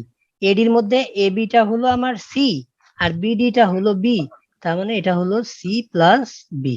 ইকুয়াল টু পাশে দেখো হাফ বিসি আর হাফ বিসি মিলে হয় একটা বিসি, আর এদিকে হচ্ছে হাফ অফ এ স্কোয়ার। বা এখানে হাফ অফ, দেখো এটা সূত্র পড়ছে B plus C into B plus C, তার মানে বি প্লাস সির হোল স্কোয়ার। তাহলে বি প্লাস সির হোল স্কোয়ারের সূত্র কি? B square plus twice BC plus C square. সেই সূত্র আমরা ফেলে দিই, B square plus 2bc plus C square. আর ওদিকে আছে হলো আমাদের BC plus half of A square. বা এখন হাফ দিয়ে যদি আমরা গুণ করে দেই, তাহলে হাফ বি স্কোয়ার যোগ হাফ আর 2 গুণ হলে হয় বিসি যোগ হচ্ছে হাফ সি স্কোয়ার, আর ওদিকে থাকে বিসি প্লাস হচ্ছে হাফ অফ এ স্কোয়ার। উভয় পাশে দেখো একটা বিসি আছে, তাহলে উভয় পাশ থেকে আমরা যদি প্লাস বিসিটাকে মাইনাস করে দেই, তাহলে আমাদের চলে আসে কি এখানে half of B square plus half of C square সমান সমান হচ্ছে হাফ অফ এ স্কোয়ার। উভয় পাশকেই যদি আমি হাফ 2 দিয়ে গুণ করে দিই অথবা হাফ দিয়ে ভাগ করে দিই, তাহলে আমার থাকে B square plus C square equal to হচ্ছে এ স্কোয়ার। অর্থাৎ এ স্কোয়ার সমান সমান B square plus C square, অর্থাৎ অতিভুজের স্কোয়ার সমান সমান লম্ব স্কোয়ার প্লাস ভূমি স্কোয়ার। এটাই হচ্ছে আমাদের পিথাগোরাসের প্রমাণ। বোঝা গেছে? অনেক সহজ, কিন্তু যদি তুমি একটু মাথায় রাখো, যদি একটু বড়, কিন্তু যদি স্টেপ গুলা মাথায় থাকে তোমার, এবং স্টেপ গুলা কেন করছো সেটার উত্তরও আমি বলে দিচ্ছি, সেটা যদি মাথায় থাকে তাহলে এটা একদমই সহজ। দেখো সম্পাদ্যে আমরা পরে যাই, আমরা আপাতত অনুশীলনীতে চলে যাই। অনুশীলনী 15 দেখো, এখানে 1 থেকে শুরু করে 4 পর্যন্ত কিছু এমসিকিউ আছে, এমসিকিউ গুলা তুমি একটু পড়লেই পারবা। আমরা 5 নাম্বার প্রশ্নটা দেখি, 5 নাম্বারটা কি বলছেন। প্রমাণ করো যে সামান্তরিকের কর্ণদ্বয় সামান্তরিক ক্ষেত্রটিকে 4টি সমান ত্রিভুজ ক্ষেত্রে বিভক্ত করে। আমি এখানেই দেখাই একটু, তাহলে বুঝতে পারবা। সামান্তরিকের, দেখো এটা হলো আমাদের একটা সামান্তরিক।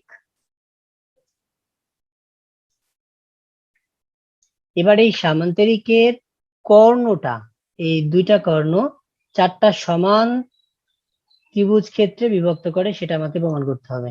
তো এখানে যোগ করে দিলাম, এই কর্ণের মধ্যবিন্দু দিয়ে কিন্তু আরেকটা যায়, সেটাও আমরা যোগ করে দিলাম। তো একদম ইজি প্রমাণ।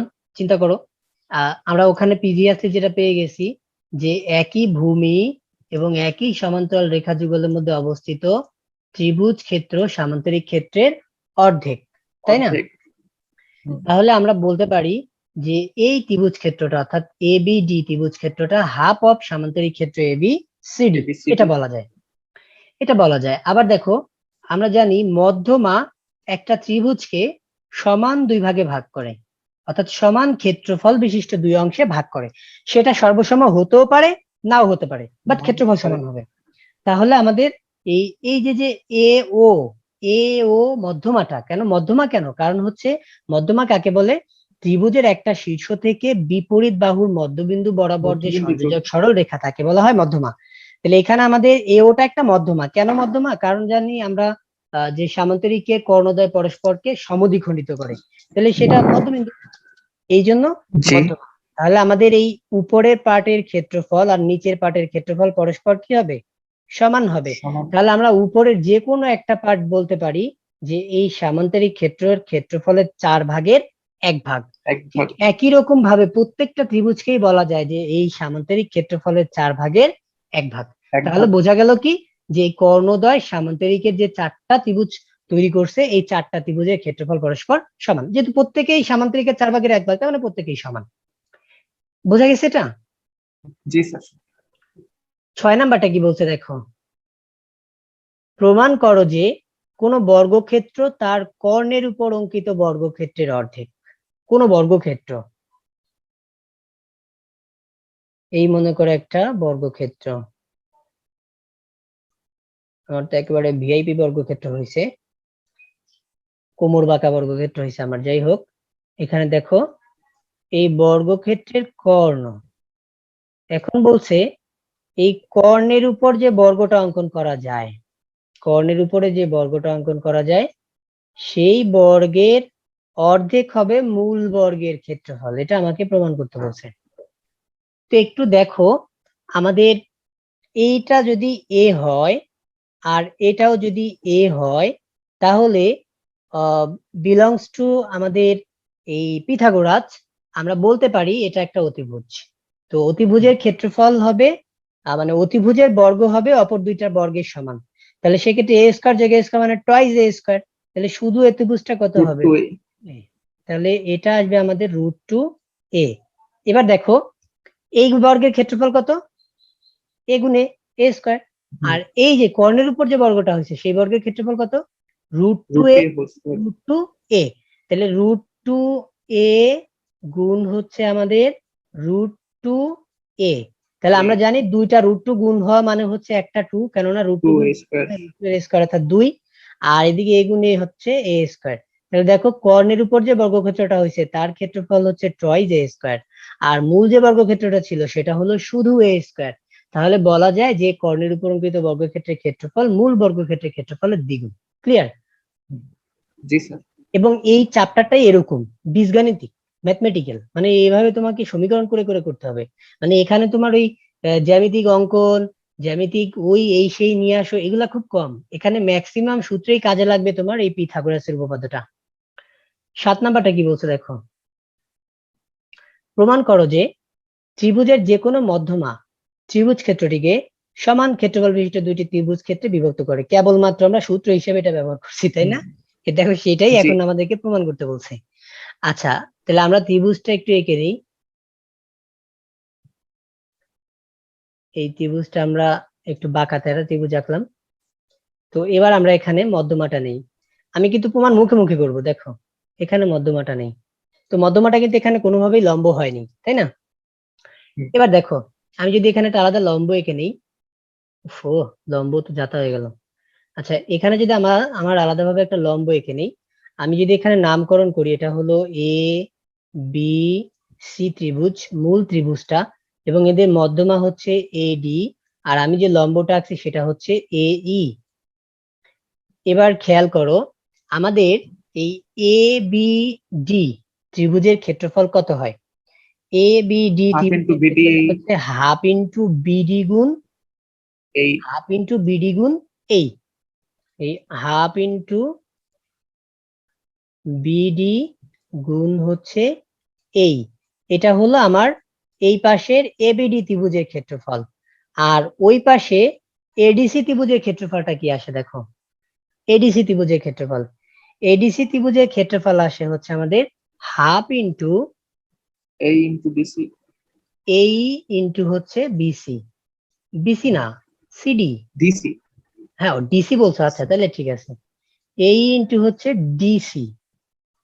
আচ্ছা এবার খেয়াল করো, আমি এখানে যদি কিছু পাল্টায় দেই, হাফ ইন্টু এই তো এই থাকলো, আর আমার এই যে ডিসির পরিবর্তে আমি CD কি আর সিডি বিডি লিখতে পারি না ডিসির পরিবর্তে?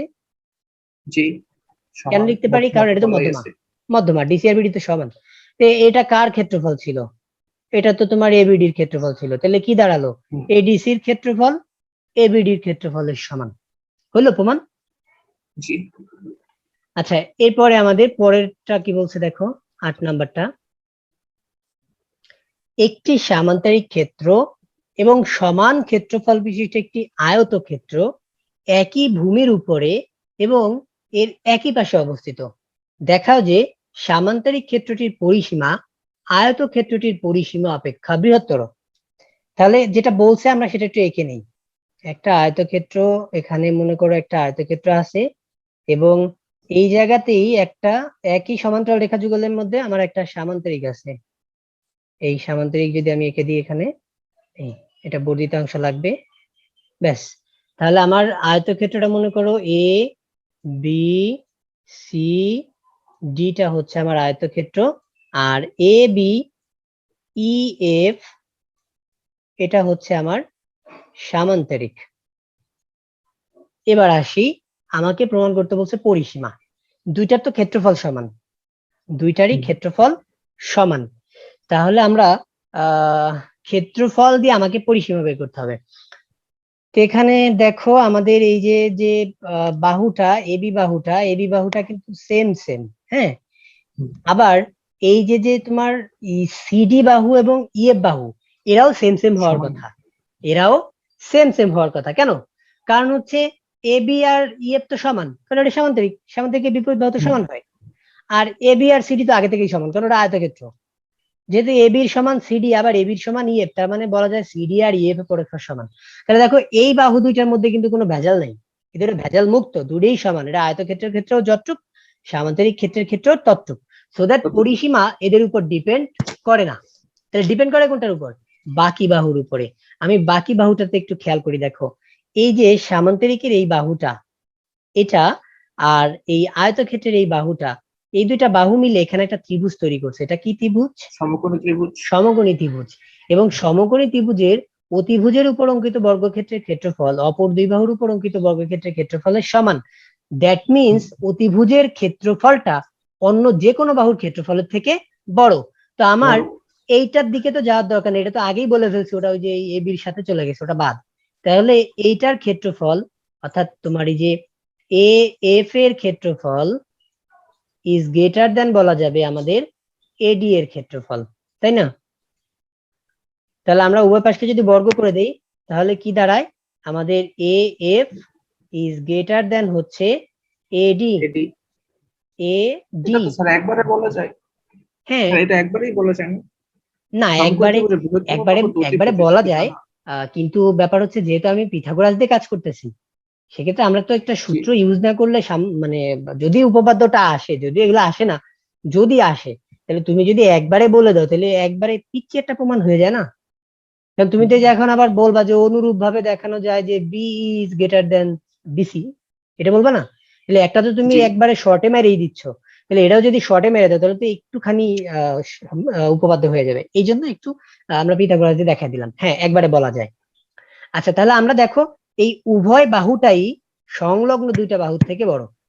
তাহলে কি বলা যায় যে ওই যে সামান্তরিক, সামান্তরিকের দুইটা বাহু আয়তক্ষেত্রের দুইটা বাহুর দৈর্ঘ্যের থেকে বড় আছে। তাহলে বড় আছে। সামান্তরিকের মূল পরিসীমাটা আয়তক্ষেত্রের পরিসীমার থেকে অবশ্যই কি হবে? বড় হবে। বড় হবে। ক্লিয়ার? এটাই প্রমাণ, জি। কিছু না। এরপর 9 নাম্বারটা দেখো, ত্রিভুজ এবিসি এর এবি ও এসি বাহুদ্বয়ের মধ্যবিন্দু যথাক্রমে এক্স এবং ওয়াই। প্রমাণ করো যে ত্রিভুজ এ এক্স ওয়াই এর ক্ষেত্রফল 1/4 অফ ত্রিভুজ এবিসি এর ক্ষেত্রফল। এটা অনেক সহজ একটা প্রমাণ হলেও এটা প্রায় পরীক্ষাতে আসে, আমি মাঝে মাঝে দেখছি যেটা পরীক্ষা আসে। তো প্রমাণটা আমি এখানেই করে দিব, খুব সহজ প্রমাণ বিধায় আমি এখানে করে দিব, এটার জন্য আমি আলাদা খাতায় যাব না। এখানে আমাদের একটা ত্রিভুজ নিব এবং তোমাকে বরাবর আমি যে কথাটা বলছি, সবসময় ত্রিভুজ কিন্তু অনিয়ত ত্রিভুজ নিবা, অর্থাৎ তোমার সমবাহু, বিষমবাহু সমদ্বিবাহু, সমকোণী এ ধরনের ত্রিভুজ নিবা না, নিবা বিষমবাহু ত্রিভুজ। বিষমবাহু নেব। হুম, তাহলে এই ত্রিভুজের এটার নাম হচ্ছে এ বি এবং সি। তাহলে এই এবিসি ত্রিভুজের বলছে এবি এবং এসি বাহুর মধ্যবিন্দু, এবি বাহুর মধ্যবিন্দু হচ্ছে এক্স আর এসি বাহুর মধ্যবিন্দু হচ্ছে ওয়াই।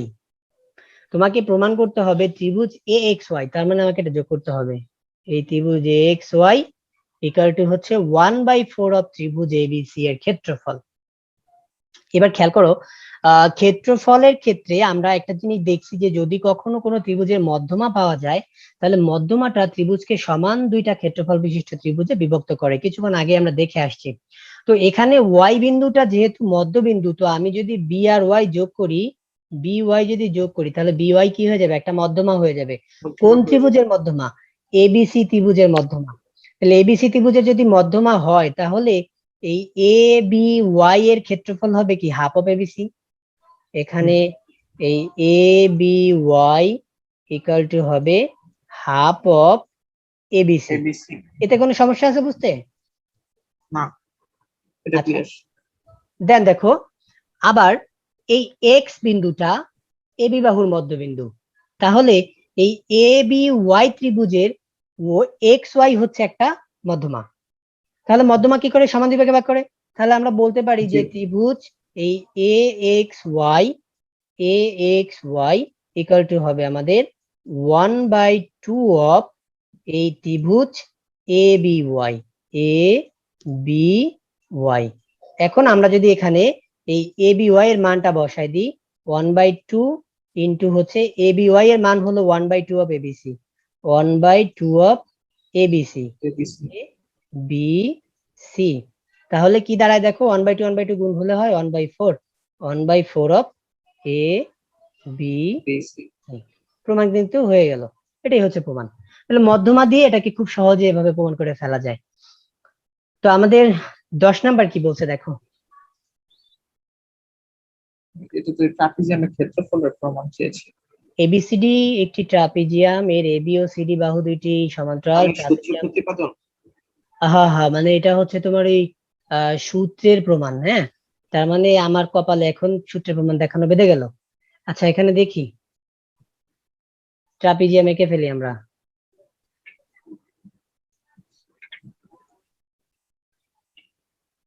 এই টাইপের একটা ট্রাপিজিয়াম আঁকলাম। আচ্ছা, এখন দেখো এই ট্রাপিজিয়ামের ক্ষেত্রফলটা আমরা কিভাবে বের করব। এখানে কত ডিগ্রি পাচ্ছি আমরা, 90 ডিগ্রি, 90 তাই না? আর এখানেও কত পাচ্ছি আমরা, 90 ডিগ্রি। 90। তো আমরা এখন যেটা করব, এইখান থেকে দেখো একটা কর্নার, আমি যে কোনো একটা কর্নার যোগ করে দিই, যোগ করে দিলে কি আসে, যোগ করে দিলে আমাদের এটা যদি এ, আচ্ছা আমি ছোট হাতে নাম দিই, হ্যাঁ পিচি পিচি হাতে নাম দিই। এটা মনে করো এ বাহু, তারপরে এটা হচ্ছে বি বাহু, এটা হচ্ছে সি বাহু, আর এটা হচ্ছে ডি বাহু। তাহলে দেখো এই যে এখানে যে ত্রিভুজটা হয়েছে, এই ত্রিভুজের ক্ষেত্রফলটা কি হবে, হাফ গুণ এডি, হাফ গুণ এডি। এটুকুন ক্লিয়ার? জি।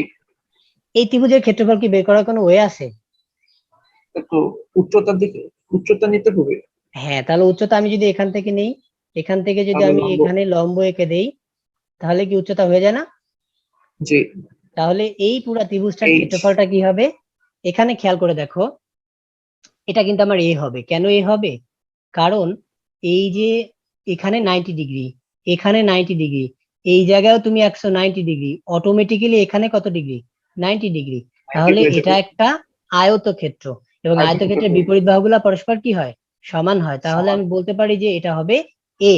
তাহলে এই ত্রিভুজটুকুনের ক্ষেত্রফল কত আসে, আমি একবারে ট্রাপিজিয়ামের ক্ষেত্রফল যোগ করতে চাইলে এই ত্রিভুজের ক্ষেত্রফল যোগ এই ত্রিভুজের ক্ষেত্রফল, তো এই ত্রিভুজের ক্ষেত্রফল তো আমরা পাইছি হাফ ইন্টু এডি, আর এই ত্রিভুজের ক্ষেত্রফল কি পাই দেখো, half into AB, AB. AB পাই না, এ হুম। বি। এবার কি করা যায়, দুইটার থেকে আচ্ছা, হাফে common। কমন নেওয়া যায়, হাফ এ আমরা কমন নিতে পারি।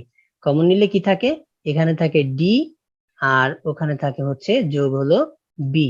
এবার একটু খেয়াল করো তো, এটা কি জিনিস, এ হচ্ছে এই যে সমান্তরাল বাহুদ্বয়ের দূরত্ব, আর ডি কি, ডি হলো এই সমান্তরাল বাহুটা, আর বি কি, বি হলো এই সমান্তরাল বাহুটা।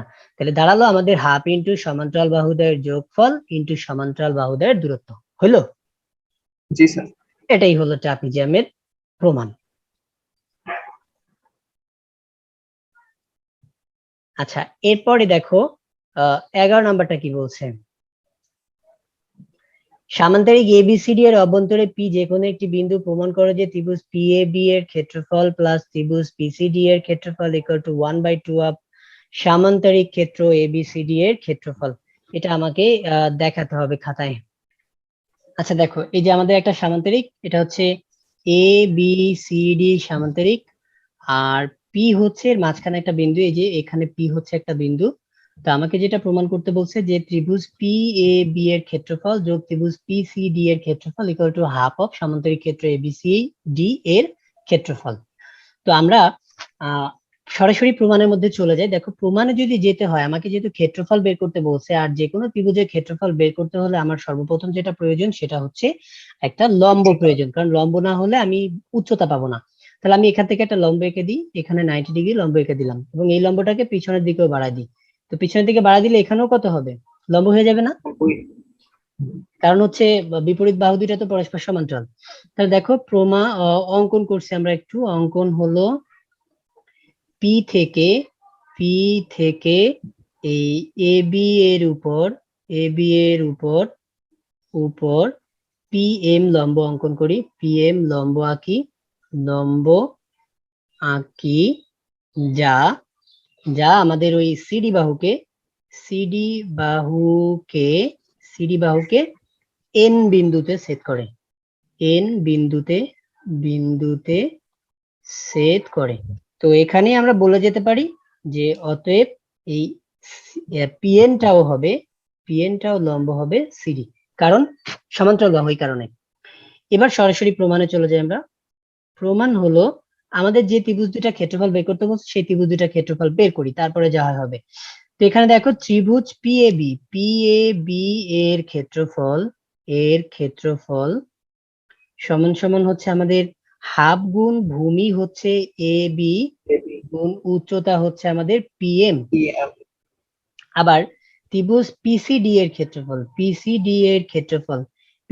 ক্ষেত্রফল হচ্ছে হাফ ইন্টু ভূমি হচ্ছে আমাদের এখানে সিডি, ভূমি সিডি গুণ উচ্চতা হচ্ছে পি এন।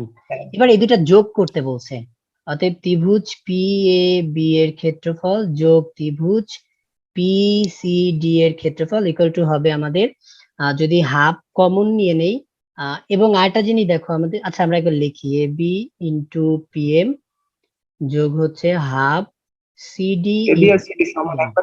হ্যাঁ, তাহলে আমরা ওখানে ওটা সমান লিখতে পারি, কারণ হচ্ছে বিপরীত বাহুগুলা পরস্পর সমান্তরাল, জন্য আমরা একবারে A B into P M, আর ওখানে লিখতে পারি হচ্ছে যোগ হাফ এ বি ইন্টু হচ্ছে পি এন। তো যদি হাফ থেকে কমন নিই, এ বি কমন নিলে আমাদের এখানে থাকে পি এম যোগ হচ্ছে পি এন, তাহলে কত আসে, হাফ এ বি ইন্টু হচ্ছে পি এম যোগ পি এন মানে হচ্ছে এম এন। খেয়াল করো, এমএনটা কিন্তু আমাদের সামান্তরিকের একটা উচ্চতা, মানে দৈর্ঘ্য, মানে সামান্তরিকের যে ক্ষেত্রফল বের করার সূত্র সেটা কি, হাফ থাকবে না, সরি, ভূমি গুণ উচ্চতা। সামান্তরিকের ক্ষেত্রফল হচ্ছে ভূমি গুণ উচ্চতা, কারণ সামান্তরিক দুইটা সমান ত্রিভুজে ভাগ হয় না। তো একটা ত্রিভুজের ক্ষেত্রফল যেহেতু হাফ গুণ ভূমি গুণ উচ্চতা, আরেকটা ত্রিভুজের ক্ষেত্রফল হাফ গুণ ভূমি গুণ উচ্চতা, তাহলে টোটাল মিলে হাফ হাফ মিলে কত হয়, 1। তাহলে সামান্তরিকের ক্ষেত্রফল বলা যায় একসাথে যে ভূমি গুণ উচ্চতা। তাহলে আমরা ওই কথাটা বলে দেই এখানে, কিন্তু এ বি সি ডি সামান্তরিকের ক্ষেত্রফল সমান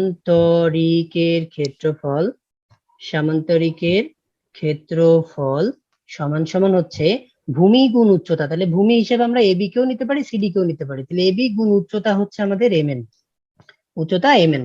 তাহলে বলতে পারি আমাদের এই যে এই সমীকরণে যদি মানটা বসাই দিই, অতএব ত্রিভুজ পি এ বি এর ক্ষেত্রফল যোগ ত্রিভুজ পি সি ডি এর ক্ষেত্রফল সমান সমান হবে আমাদের এই যে হাফ তো হাফ, আর এই এবি গুণ এমএন এর পরিবর্তে লেখা যায় এবিসিডি সামান্তরিকের ক্ষেত্রফল, এবিসিডি সামান্তরিকের ক্ষেত্রফল, সামান্তরিকের ক্ষেত্রফল, ক্ষেত্রফল, এটাই আমাদের প্রমাণিত। 12 নাম্বারটা কি বলছে দেখো, 12 নাম্বারটা বলছে এবিসি ত্রিভুজের বিসি বাহু এবিসি ত্রিভুজের বিসি ভূমির সমান্তরাল যে কোনো সরল রেখা এবি ও এসি বাহুকে যথাক্রমে ডি এবং ই বিন্দুতে ছেদ করে। প্রমাণ করো যে ত্রিভুজ ডিবিসি ইকুয়াল টু ত্রিভুজ এবিসি আর ত্রিভুজ ডিবিই ইকুয়াল টু সিডিই। আচ্ছা, এখানে আমরা একটু আঁকি যেটা বলছে, এবিসি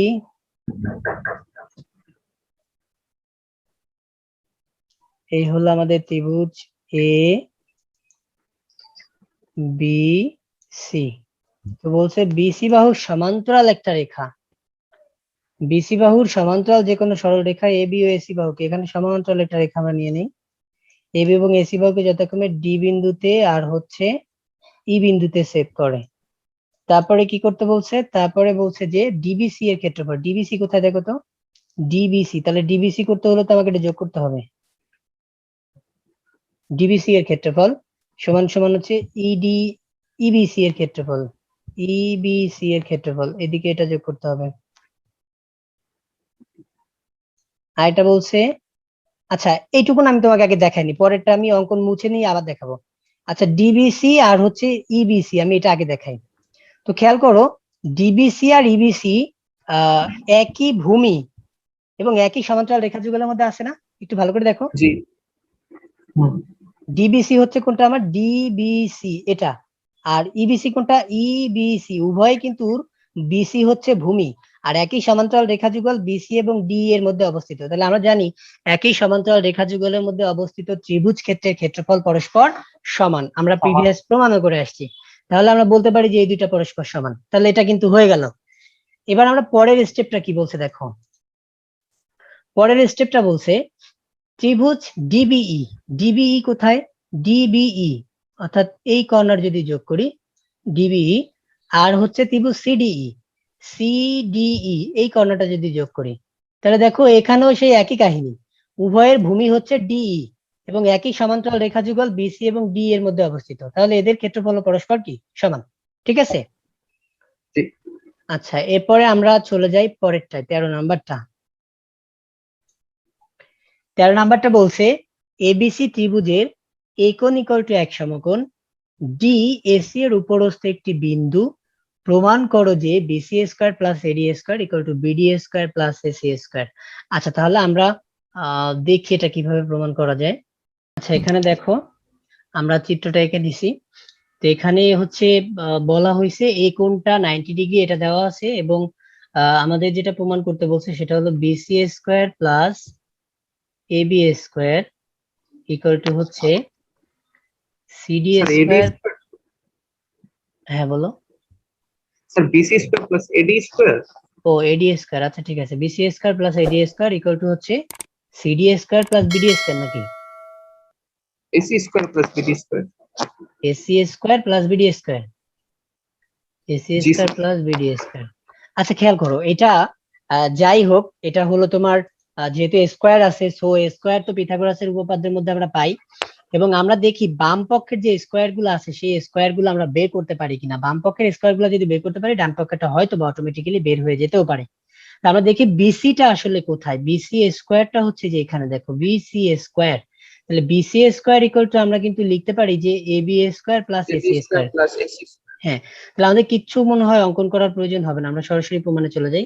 ত্রিভুজ এ বি সি, ত্রিভুজ A B C A BC square equal to হচ্ছে এবি স্কয়ার প্লাস হচ্ছে আমাদের এসি স্কয়ার, যা পেয়ে গেলাম। এবং আরেকটা অংশ আছে এডি স্কয়ার, এডি স্কয়ারটা কোথায় আছে দেখো, এডি স্কয়ারটা আছে এই ত্রিভুজে, এই ত্রিভুজটার নাম কি, ত্রিভুজ এ বি ডি, তাহলে ত্রিভুজ এ বি ডি এ, তাহলে ত্রিভুজ এ বি ডি এ আমাদের এখানে লেখা যায় বিডি স্কয়ার সমান সমান হচ্ছে এডি স্কয়ার প্লাস এবি স্কয়ার, বা আমরা যদি এখান থেকে বের করে ফেলি এডি স্কয়ার এর মানটা, এডি স্কয়ার ইকুয়াল টু তাহলে হবে আমাদের বিডি স্কয়ার মাইনাস হচ্ছে এবি স্কোয়ার।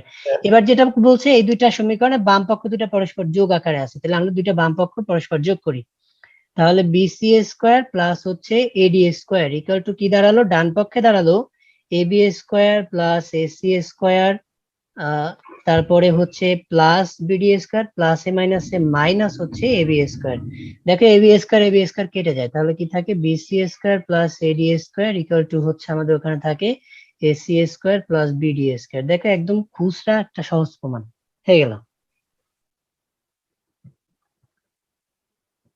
তাহলে তুমি এই কি বলে ক্ষেত্রফল সংক্রান্ত উপপাদ্য যখন প্রমাণ করতে বলবে তখন তুমি জাস্ট বাম পক্ষের যে অংশটা আছে, বাম পক্ষের অংশটা আমি সব জায়গাতেই একই কথাই বলছি যে বাম পক্ষ বা ডান পক্ষ যে কোনো একটা পক্ষ নিয়ে কাজ করতে থাকলে একদম বীজগণিতের মতো করে অটোমেটিক্যালি ডান পক্ষটাও চলে আসে। তো সেক্ষেত্রে আমরা এই বিশেষ করে ক্ষেত্রফল সংক্রান্ত উপপাদ্য যেগুলো আছে এগুলোর মধ্যে তো এটা এটা আসেই। তাহলে আমরা পরের প্রশ্নটা দেখি, 14 নাম্বারটা কি বলছে দেখো, এবিসি একটি সমদ্বিবাহু সমকোণী ত্রিভুজ, বিসি এর অতিভুজ এবং পি বিসি এর উপর যে কোনো বিন্দু, প্রমাণ করো যে PB square plus PC square equal to twice of P square. তাহলে সমদ্বিবাহু এবং সমকোণী ত্রিভুজ হতে হবে। এই যে ত্রিভুজ এবিসি এর বিসি হলো অতিভুজ, তাহলে এ হবে সমকোণ। আমাদের যেটা দেখাতে বলছে যে AB square plus AC square equal to হচ্ছে টয়েস অফ পি স্কয়ার, এটা দেখাতে বলছে না? আচ্ছা, এবার এবার দেখো আমাদের পি এ স্কোয়ারটা কিন্তু আমাদের পাওয়ার কোনো ওয়ে নাই, কারণ পি এটা কিন্তু কোনো সমকোণী ত্রিভুজের অংশ না, খেয়াল করছো? তাহলে আমাকে যদি এবি আর এসি আছে সমকোণী ত্রিভুজে, এবি আর এসি সমকোণী ত্রিভুজে আছে, কিন্তু পি এটা তো সমকোণী ত্রিভুজে নাই, আছে? তাহলে পি এ স্কোয়ার পেতে হলে তো সমকোণী ত্রিভুজ লাগবে, তাহলে তুমি সমকোণী ত্রিভুজ এঁকে দাও, এখান থেকে এখানে লম্ব এঁকে দাও, আর এখান থেকে এখানে লম্ব এঁকে দাও। তাহলে মনে করি একটা পিএম আর এটা হচ্ছে পিএন। তাহলে আমরা একটু অঙ্কন করছি, কেন অঙ্কন করছি? ওই যে পি এ স্কোয়ার পাওয়ার জন্য। আমরা কিন্তু খালি খেলে অঙ্কন করিনি, পি এ স্কোয়ারটা পাওয়ার জন্য অঙ্কন করছি। তাহলে তোমার কি করছি যে পিএম লম্ব এ বি ও পিএন লম্ব এসি আঁকি, এটা আমরা এঁকে নিলাম। এবার প্রমাণ, প্লাস পিসি স্কয়ার সমান 2পিএ স্কয়ার। ও PB square plus PC square, আচ্ছা হোক, হবে, সমস্যা নেই, PB square plus PC square. সেই পিবি আর পিসিও কিন্তু আসলে সমকোণী ত্রিভুজের মধ্যে ছিল না, কিন্তু এখন আছে, আমরা যে অঙ্কনটা করছি এখন কিন্তু আছে, তাই না? এখন আছে। তাহলে দেখো প্রমাণে চলে যাই আমরা সরাসরি। প্রমাণ দেখো, আমাদের এই পিএম বি ত্রিভুজের মধ্যে থেকে কিন্তু আমরা পিবি স্কয়ার পাবো, এবং সেখানে আরেকটা পাবো পিএম স্কয়ার আর হচ্ছে বিএম স্কয়ার। কিন্তু খেয়াল করো পিএম আর বিএম টা কিন্তু আমার পি এর সাথে সম্পর্কিত না, পি এর সাথে সম্পর্ক হচ্ছে একমাত্র এই পিএম টা আছে পি এর সাথে কাছাকাছি, তাহলে বিএম টা কিন্তু পি এর কাছাকাছি নাই। তো বিএম টাকে তো আমার সরাতে হবে, না সরাতে আমি পি এ পাবো না। তাহলে বিএম টা যদি পিএম এর মাধ্যমে প্রকাশ করা যায় তাহলেই কিন্তু আমার মোটামুটি সবকিছু পিএম এ চলে গেলে পি এটা পাওয়া যাবে। এই অন্য ত্রিভুজের ক্ষেত্রে একই কথা, আমার এই যে পিসি স্কয়ার যেখানে, সেখানে পিএন স্কয়ার আর সিএন স্কয়ার পাবো, কিন্তু সিএন স্কয়ার কিন্তু আমার এই পি এ স্কয়ার থেকে বহু দূরে, তাহলে ওটা কিন্তু পি এর জন্য পাওয়া সম্ভব না। কিন্তু পিএন যদি আমি প্রমাণ করে ফেলতে পারি যে সিএন টা পিএন এর মাধ্যমে, তাহলে কিন্তু আমাদের সবগুলাই পি এর কাছাকাছি চলে আসে। তো সেটা করার জন্য আমি আগে এই ত্রিভুজটাকে ডিফাইন করার ট্রাই করি, যেটা আসলে কি ধরনের ত্রিভুজ। খেয়াল করো আমাদের যেটা বলা আছে ত্রিভুজ A B C A, A B C এ কোণ সমান সমান হচ্ছে এক সমকোণ বা 90 ডিগ্রি, আর এ বি সমান সমান হচ্ছে এসি, এটা প্রশ্ন অনুযায়ী। তাহলে আমরা বলতে পারি এ বি এবং এসির বিপরীত কোণগুলো পরস্পর সমান, অর্থাৎ এ বি সি কোণ ইকুয়াল টু হচ্ছে আমাদের এ সি বি কোণ। তাহলে প্রত্যেকটা কোণের পরিমাণ কত হবে? 45 ডিগ্রি, তাই না? যেহেতু তোমার বাকি দুইটা কোণের পরিমাণ 90 ডিগ্রি হয়, তাহলে দুইটা মিলে হবে 45 ডিগ্রি। আচ্ছা, এরপর দেখো তাহলে আমরা পেয়ে গেলাম যে এই কোণটা 90 ডিগ্রি। এখন বা আবার যেটা দিয়ে লেখো, আবার ত্রিভুজ পিএমবি, ত্রিভুজ পিএমবি এ এম কোণ সমান সমান হচ্ছে 90 ডিগ্রি আর বি কোণ সমান সমান হচ্ছে 45 ডিগ্রি, যে কেবল বের করছি। অতএব আমরা বলতে পারি যে এই পি এমপিবি কোণটা এই কোণটাও হবে 45 ডিগ্রি, ঠিক আছে? কারণ একটা 90 একটা 45, তাহলে বাকিটা কত হবে? 45। তাহলে বলা যায় কি যে এটাও 45, এটাও 45, তার মানে বিপরীত বাহুগুলা পরস্পর সমান, অর্থাৎ পিএম সমান সমান হচ্ছে বিএম, এটা আমরা বলতে পারি।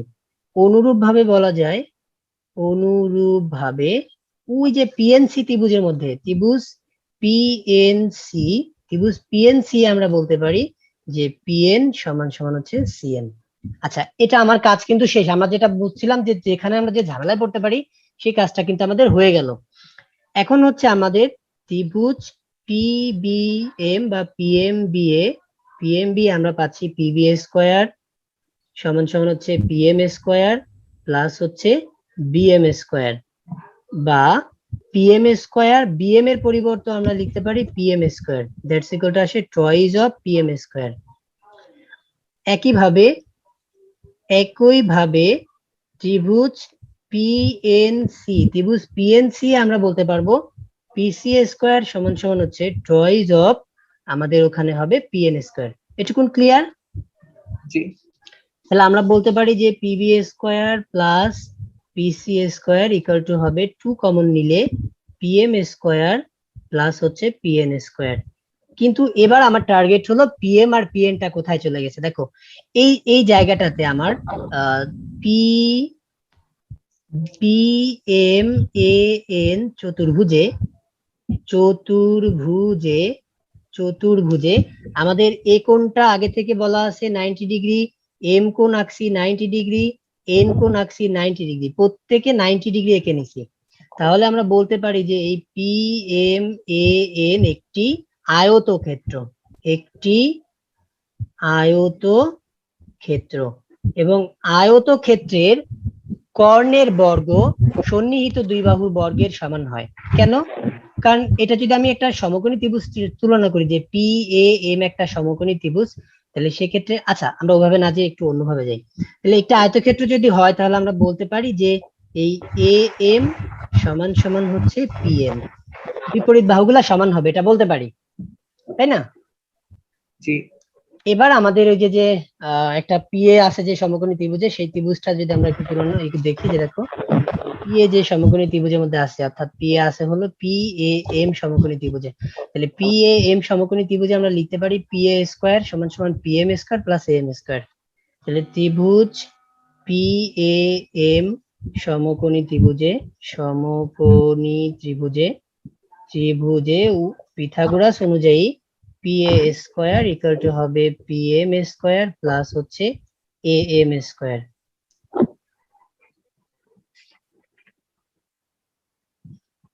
হ্যাঁ, তাহলে পিএম স্কয়ার যোগ M square, PM square M এর পরিবর্তে আমরা লিখতে পারি হচ্ছে পিএন স্কয়ার, যে কেবল প্রমাণ করছিলাম।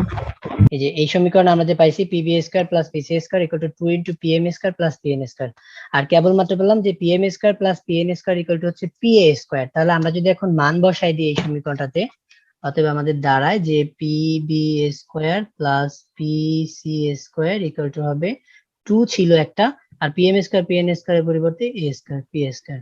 এটাই আমাদের প্রমাণ।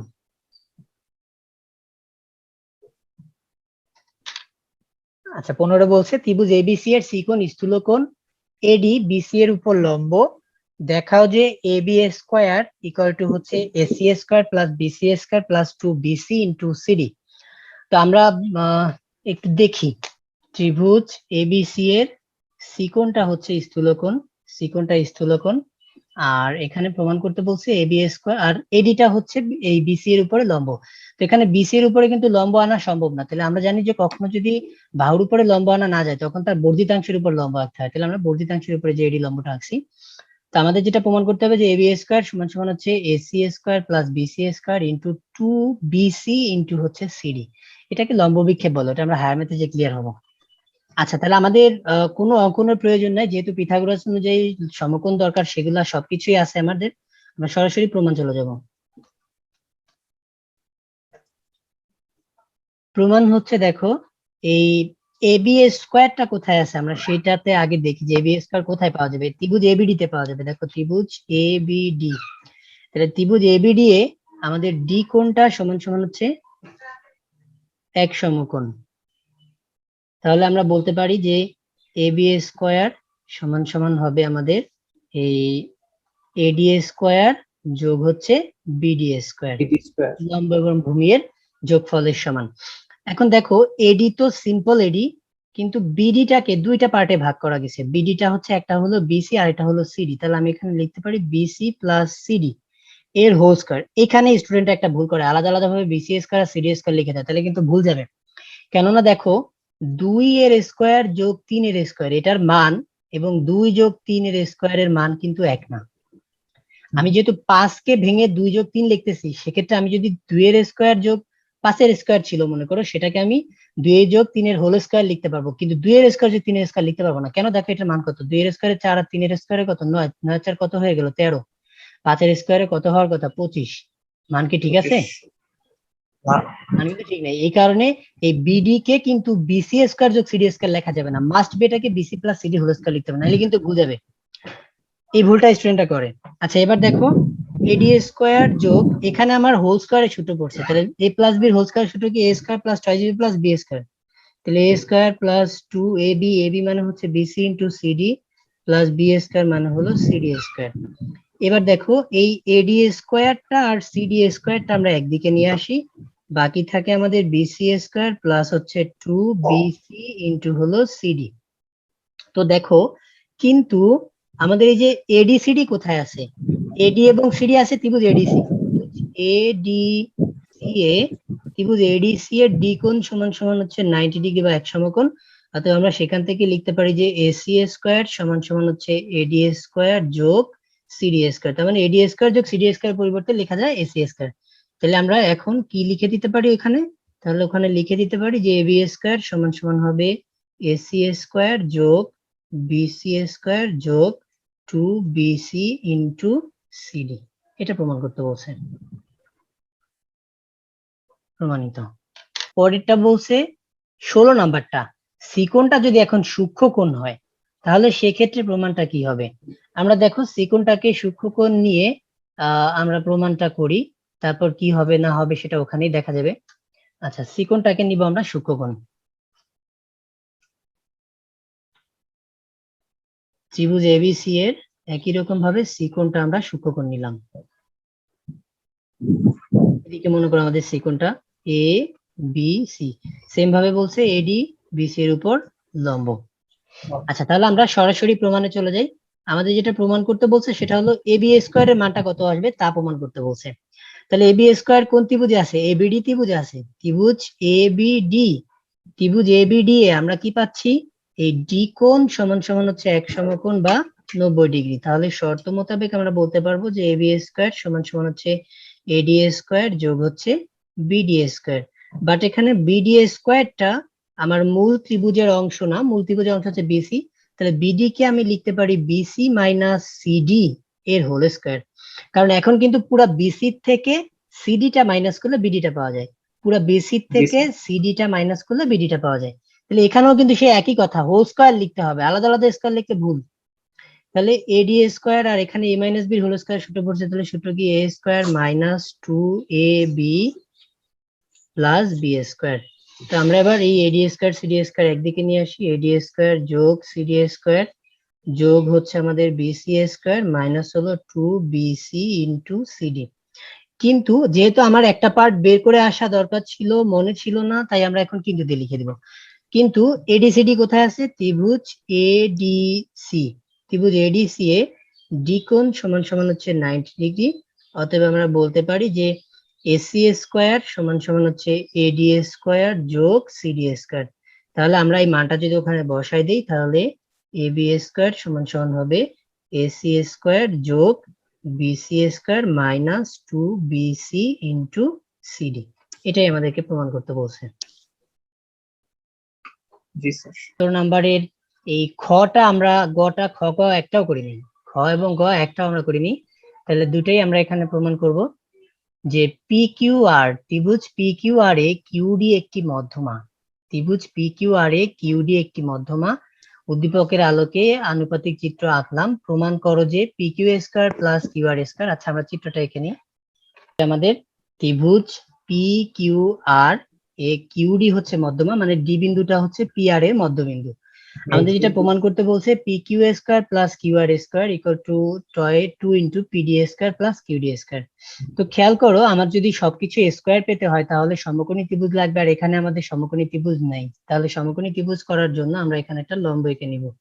তাহলে সেই লম্বটার নাম দিই মনে করো ই। তাহলে অঙ্কন করলাম কিউ ই লম্ব পিডি বা পিআর যেটাই বলি, কিউ ই লম্ব পিআর আঁকি। এবার প্রমাণ। প্রমাণ আমরা যে কোনো একটা পক্ষকে টার্গেট নেই, বাম পক্ষটাই ধরি। তো বাম পক্ষে যেটা যেটা বলছে যে পি কিউ স্কোয়ার প্লাস হচ্ছে কিউ আর স্কোয়ার। তো আমরা পি কিউ স্কোয়ার আর কিউ আর স্কোয়ার কোথায় পাচ্ছি দেখো, পি কিউ স্কোয়ার পাচ্ছি হলো আমাদের এই ত্রিভুজে, তোমার পি কিউ ই ত্রিভুজে।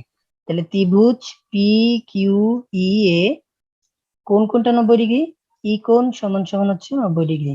তাহলে আমরা বলতে পারি যে P Q square equal to হবে পিই স্কোয়ার প্লাস হচ্ছে কিউ ই স্কোয়ার।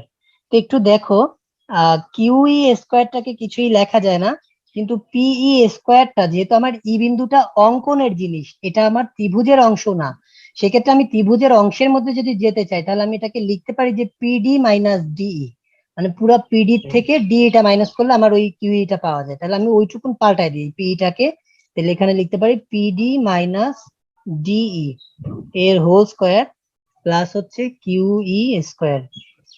তাহলে এখানে স্কোয়ার করে দিলে হলো PD square minus 2 PD into হচ্ছে ডিই প্লাস হচ্ছে ডিই স্কোয়ার প্লাস হচ্ছে কিউই স্কোয়ার, এটা পাওয়া যায়। তাহলে আমাদের এখানে এরকম থাকুক। এবার আমরা চলে যাই কিউ আর স্কোয়ারটা কোথা থেকে পাওয়া যায়। কিউ আর স্কোয়ারটা পাওয়া যাচ্ছে হচ্ছে আমাদের কিউ আর ই ত্রিভুজ থেকে। আবার ত্রিভুজ কিউ আর ই, ত্রিভুজ কিউ আর ই এ এখানেও ই কোণের পরিমাণটা হচ্ছে 90 ডিগ্রি। অতএব আমরা বলতে পারি যে Q R square equal to বলা যায় যে কিউ ই স্কোয়ার প্লাস হচ্ছে আমাদের আর ই স্কোয়ার। কিন্তু আর ইটা আমার ত্রিভুজের অংশ না, আর এর পরিবর্তে আমরা লিখতে পারি আর ডি প্লাস ডিই, আর ডি প্লাস ডিই এর স্কোয়ার। তাহলে আমরা এই হোল স্কোয়ারটা ভেঙে দেই, ভেঙে দিলে আসে আমাদের কিউ ই স্কোয়ার প্লাস হচ্ছে এখানে আর ডি স্কোয়ার যোগ হলো 2 RD ইন্টু হচ্ছে ডিই যোগ হলো ডিই স্কোয়ার সমান সমান kiwi square plus RD square. আচ্ছা, আরডির পরিবর্তে কিন্তু আমরা পিডি লিখতে পারি, আমরা একবারে লিখে দিই এটা, আরডির পরিবর্তে লিখতে পারি পিডি, কারণ হচ্ছে যেহেতু ডি বিন্দু মধ্যবিন্দু তাহলে পিডি আর আরডি তো সমান। তাহলে এখানেও আমার 2 RD এর পরিবর্তে পিডি ইন্টু হচ্ছে ডিই আর প্লাস হচ্ছে ডিই স্কোয়ার। তাহলে দুইটা সমীকরণ পেয়ে গেছি। এখন দেখো এই দুইটা সমীকরণে বাম পক্ষটাই কিন্তু যোগ আকারে আমাদের প্রমাণের মধ্যে আছে। তাহলে আমরা বাম পক্ষটা যদি যোগ করে দিই, পি কিউ স্কোয়ার প্লাস হচ্ছে Q R square equal to ডান পক্ষগুলা যোগ হবে। তাহলে ডান পক্ষ যোগ করলে পিডি স্কোয়ার মাইনাস হচ্ছে 2 PD ইন্টু ডিই যোগ হচ্ছে ডিই স্কোয়ার যোগ হচ্ছে কিউই স্কোয়ার যোগ আমার এখানে বাকি আছে কি কি, বাকি আছে হচ্ছে কিউই স্কোয়ার যোগ হলো আমাদের পিডি স্কোয়ার যোগ হলো 2 PD ইন্টু ডিই যোগ হচ্ছে ডিই স্কোয়ার, এত কিছু যোগ হলো। আচ্ছা, এর মধ্যে মাত্র একটা জিনিস কাটে, দেখো এটা কাটে। তাহলে কি লেখা যায় দেখো, দুইটা হইছে পিডি স্কোয়ার, দুইটা হইছে কিউই স্কোয়ার, দুইটা হইছে ডি স্কোয়ার। তাহলে 2 যদি আমি একবারে কমন নিই তাহলে আমি লিখতে পারি পিডি স্কোয়ার যোগ কিউই স্কোয়ার যোগ হচ্ছে আমাদের ডিই স্কোয়ার। এখন এইগুলার মধ্যে আবার কিছু একত্রিত করা যায় কিনা দেখো, এই QE square plus DE square এটার পরিবর্তে কিউডি স্কোয়ার লেখা যায়, কারণ ওটাও একটা সমকোণী ত্রিভুজ। তাহলে 2 ইন্টু পিডি স্কোয়ার প্লাস হচ্ছে কিউডি স্কোয়ার। চাইলে তুমি ওটা আবার একটু আলাদাভাবে বিস্তৃত ভাবে দেখাতে পারো, আমি এই পেজের মধ্যে শেষ করার জন্য দেখালাম না। প্রমাণিত। তাহলে আমাদের 17 গ হয়ে গেল, সরি খ হয়ে গেল। এবার গতে কি বলছে, বলছে যে বাহু তিনটা যদি পরস্পর সমান হয়, বাহু তিনটা যদি পরস্পর সমান হয়, অর্থাৎ তোমার এই যে পি কিউ সমান সমান কিউ আর সমান সমান পি আর হয়, তাহলে প্রমাণ করো যে 4 PD square equal two 3 PQ square. তার মানে আমার এই পি কিউ আর ত্রিভুজটা হবে এখন একটা সমবাহু ত্রিভুজ। আমরা এটা পাচ্ছি পি কিউ, তারপরে পি আর, এগুলা সব সমান। তোমার যদি P Q P R Q R এগুলা সব সমান মানে সমবাহু ত্রিভুজ। আর সমবাহু ত্রিভুজের মধ্যমা, মধ্যমাটা এখানে কয় ডিগ্রি কোণ উৎপন্ন করে? লম্ব উৎপন্ন করে, তাই না? লম্ব উৎপন্ন করে। কারণ এটা আমরা আগেই পড়ে আসছি প্রমাণে। তাহলে আমরা সরাসরি মনে হয় প্রমাণে চলে যেতে পারি, কিছুই প্রয়োজন হবে না, কারণ যেহেতু লম্ব সরাসরি আছে। প্রমাণ হলো ত্রিভুজ পি কিউ আর এ, ত্রিভুজ পি কিউ আর এ, পি কিউ সমান সমান পি আর সমান সমান কিউ আর ও আমাদের কিউ ডি মধ্যমা হওয়ায় আমরা বলতে পারবো যে কিউ ডি লম্ব হচ্ছে পি আর, কিউ ডি লম্ব পি আর। এখন ত্রিভুজ আমাদের পি কিউ যেখানে পাওয়া যায় সেই ত্রিভুজটার নাম হচ্ছে পি কিউ ডি। ত্রিভুজ পি কিউ ডি এ ডি কোণ ইকুয়াল টু হচ্ছে 90 ডিগ্রি। তাহলে আমরা বলতে পারি যে P Q square equal to হবে পি ডি স্কোয়ার প্লাস হচ্ছে কিউ ডি স্কোয়ার। ঠিক আছে? জি স্যার। আচ্ছা, এবার দেখো, এবার আমাকে যেটা প্রমাণ করতে বলছে, একটা হলো 4টা পিডি স্কোয়ার, এটা হলো 3টা পিকিউ স্কোয়ার। তাহলে 4টা পিডি স্কোয়ার আর 3টা পিকিউ স্কোয়ার যদি প্রমাণ করতে চাই, এর মধ্যে 4 সংখ্যাটা কিন্তু একটা বর্গ সংখ্যা। তো আমি যদি সব পাশে 4 পাই, তাহলে যেহেতু হোল স্কোয়ার আছে, হোল স্কোয়ার গুলাকে 2 দিয়ে ভিতরে স্কোয়ার লেখার সুবিধা হবে। কিন্তু 3 নিলে কিন্তু আমার সেই সুবিধাটা আমি পাবো না। তাহলে আমি সেই জন্য কি করবো, আমি উভয় পাশকে 4 দিয়ে গুণ করে দিই। 4 দিয়ে গুণ করে দিলে আমাদের পিকিউ স্কোয়ার যদিও 4টা হয়ে গেল, পরে দেখবো আবার কারেকশন হয়ে গেছে। এদিকে থাকে হলো আমার 4টা পিডি স্কোয়ার, এটা কিন্তু একবার ঠিকঠাক মতোই আসলো, 4টা পিডি স্কোয়ার, এটা ঠিক থাকলো। আর পিকিউ স্কোয়ার দেখা যাবে অটোমেটিক্যালি আমাদের পরে ঠিক হয়ে যেতে পারে। তাহলে 4 কিউডি স্কোয়ার। এখন দেখো, এটা আমরা প্রমাণে পেয়ে গেছি, মানে এটা আমার লাগবে। বাকিটা আমরা একটু চেঞ্জ করে ফেলার চেষ্টা করি, 4 পিডি স্কোয়ার।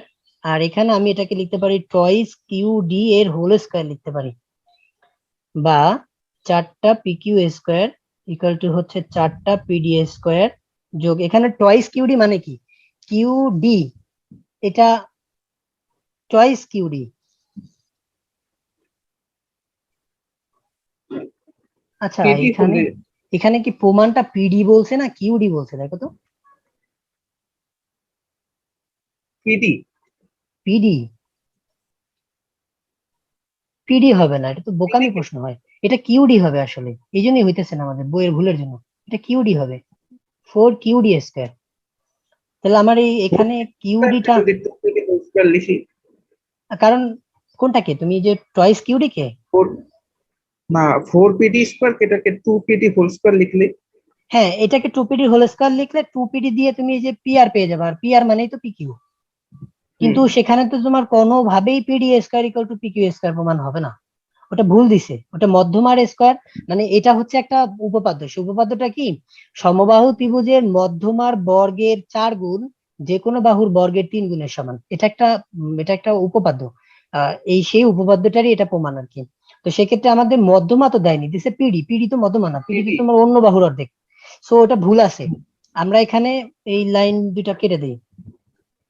তাহলে 4 পিকিউ স্কোয়ার ইকুয়াল টু আমরা বলতে পারবো টয়েস পিডি এর হোল স্কোয়ার যোগ ওদিকে 4টা কিউডি স্কোয়ার থেকে যাবে, বা 4 PQ square equal to twice PD মানে হচ্ছে আমাদের পিআর। তাহলে পিআর স্কোয়ার প্লাস হচ্ছে 4 কিউডি এর স্কোয়ার, বা 4 পিকিউ স্কোয়ার, একবারে আমরা পিআর এর পরিবর্তে লিখে দিতে পারি পিকিউ ইকুয়াল টু পাশে 4 কিউডি স্কোয়ার। তাহলে আমাদের প্রমাণটা হলো যে 4 কিউডি স্কোয়ার ইকুয়াল টু হচ্ছে 3টা পি কিউ স্কোয়ার, প্রমাণিত।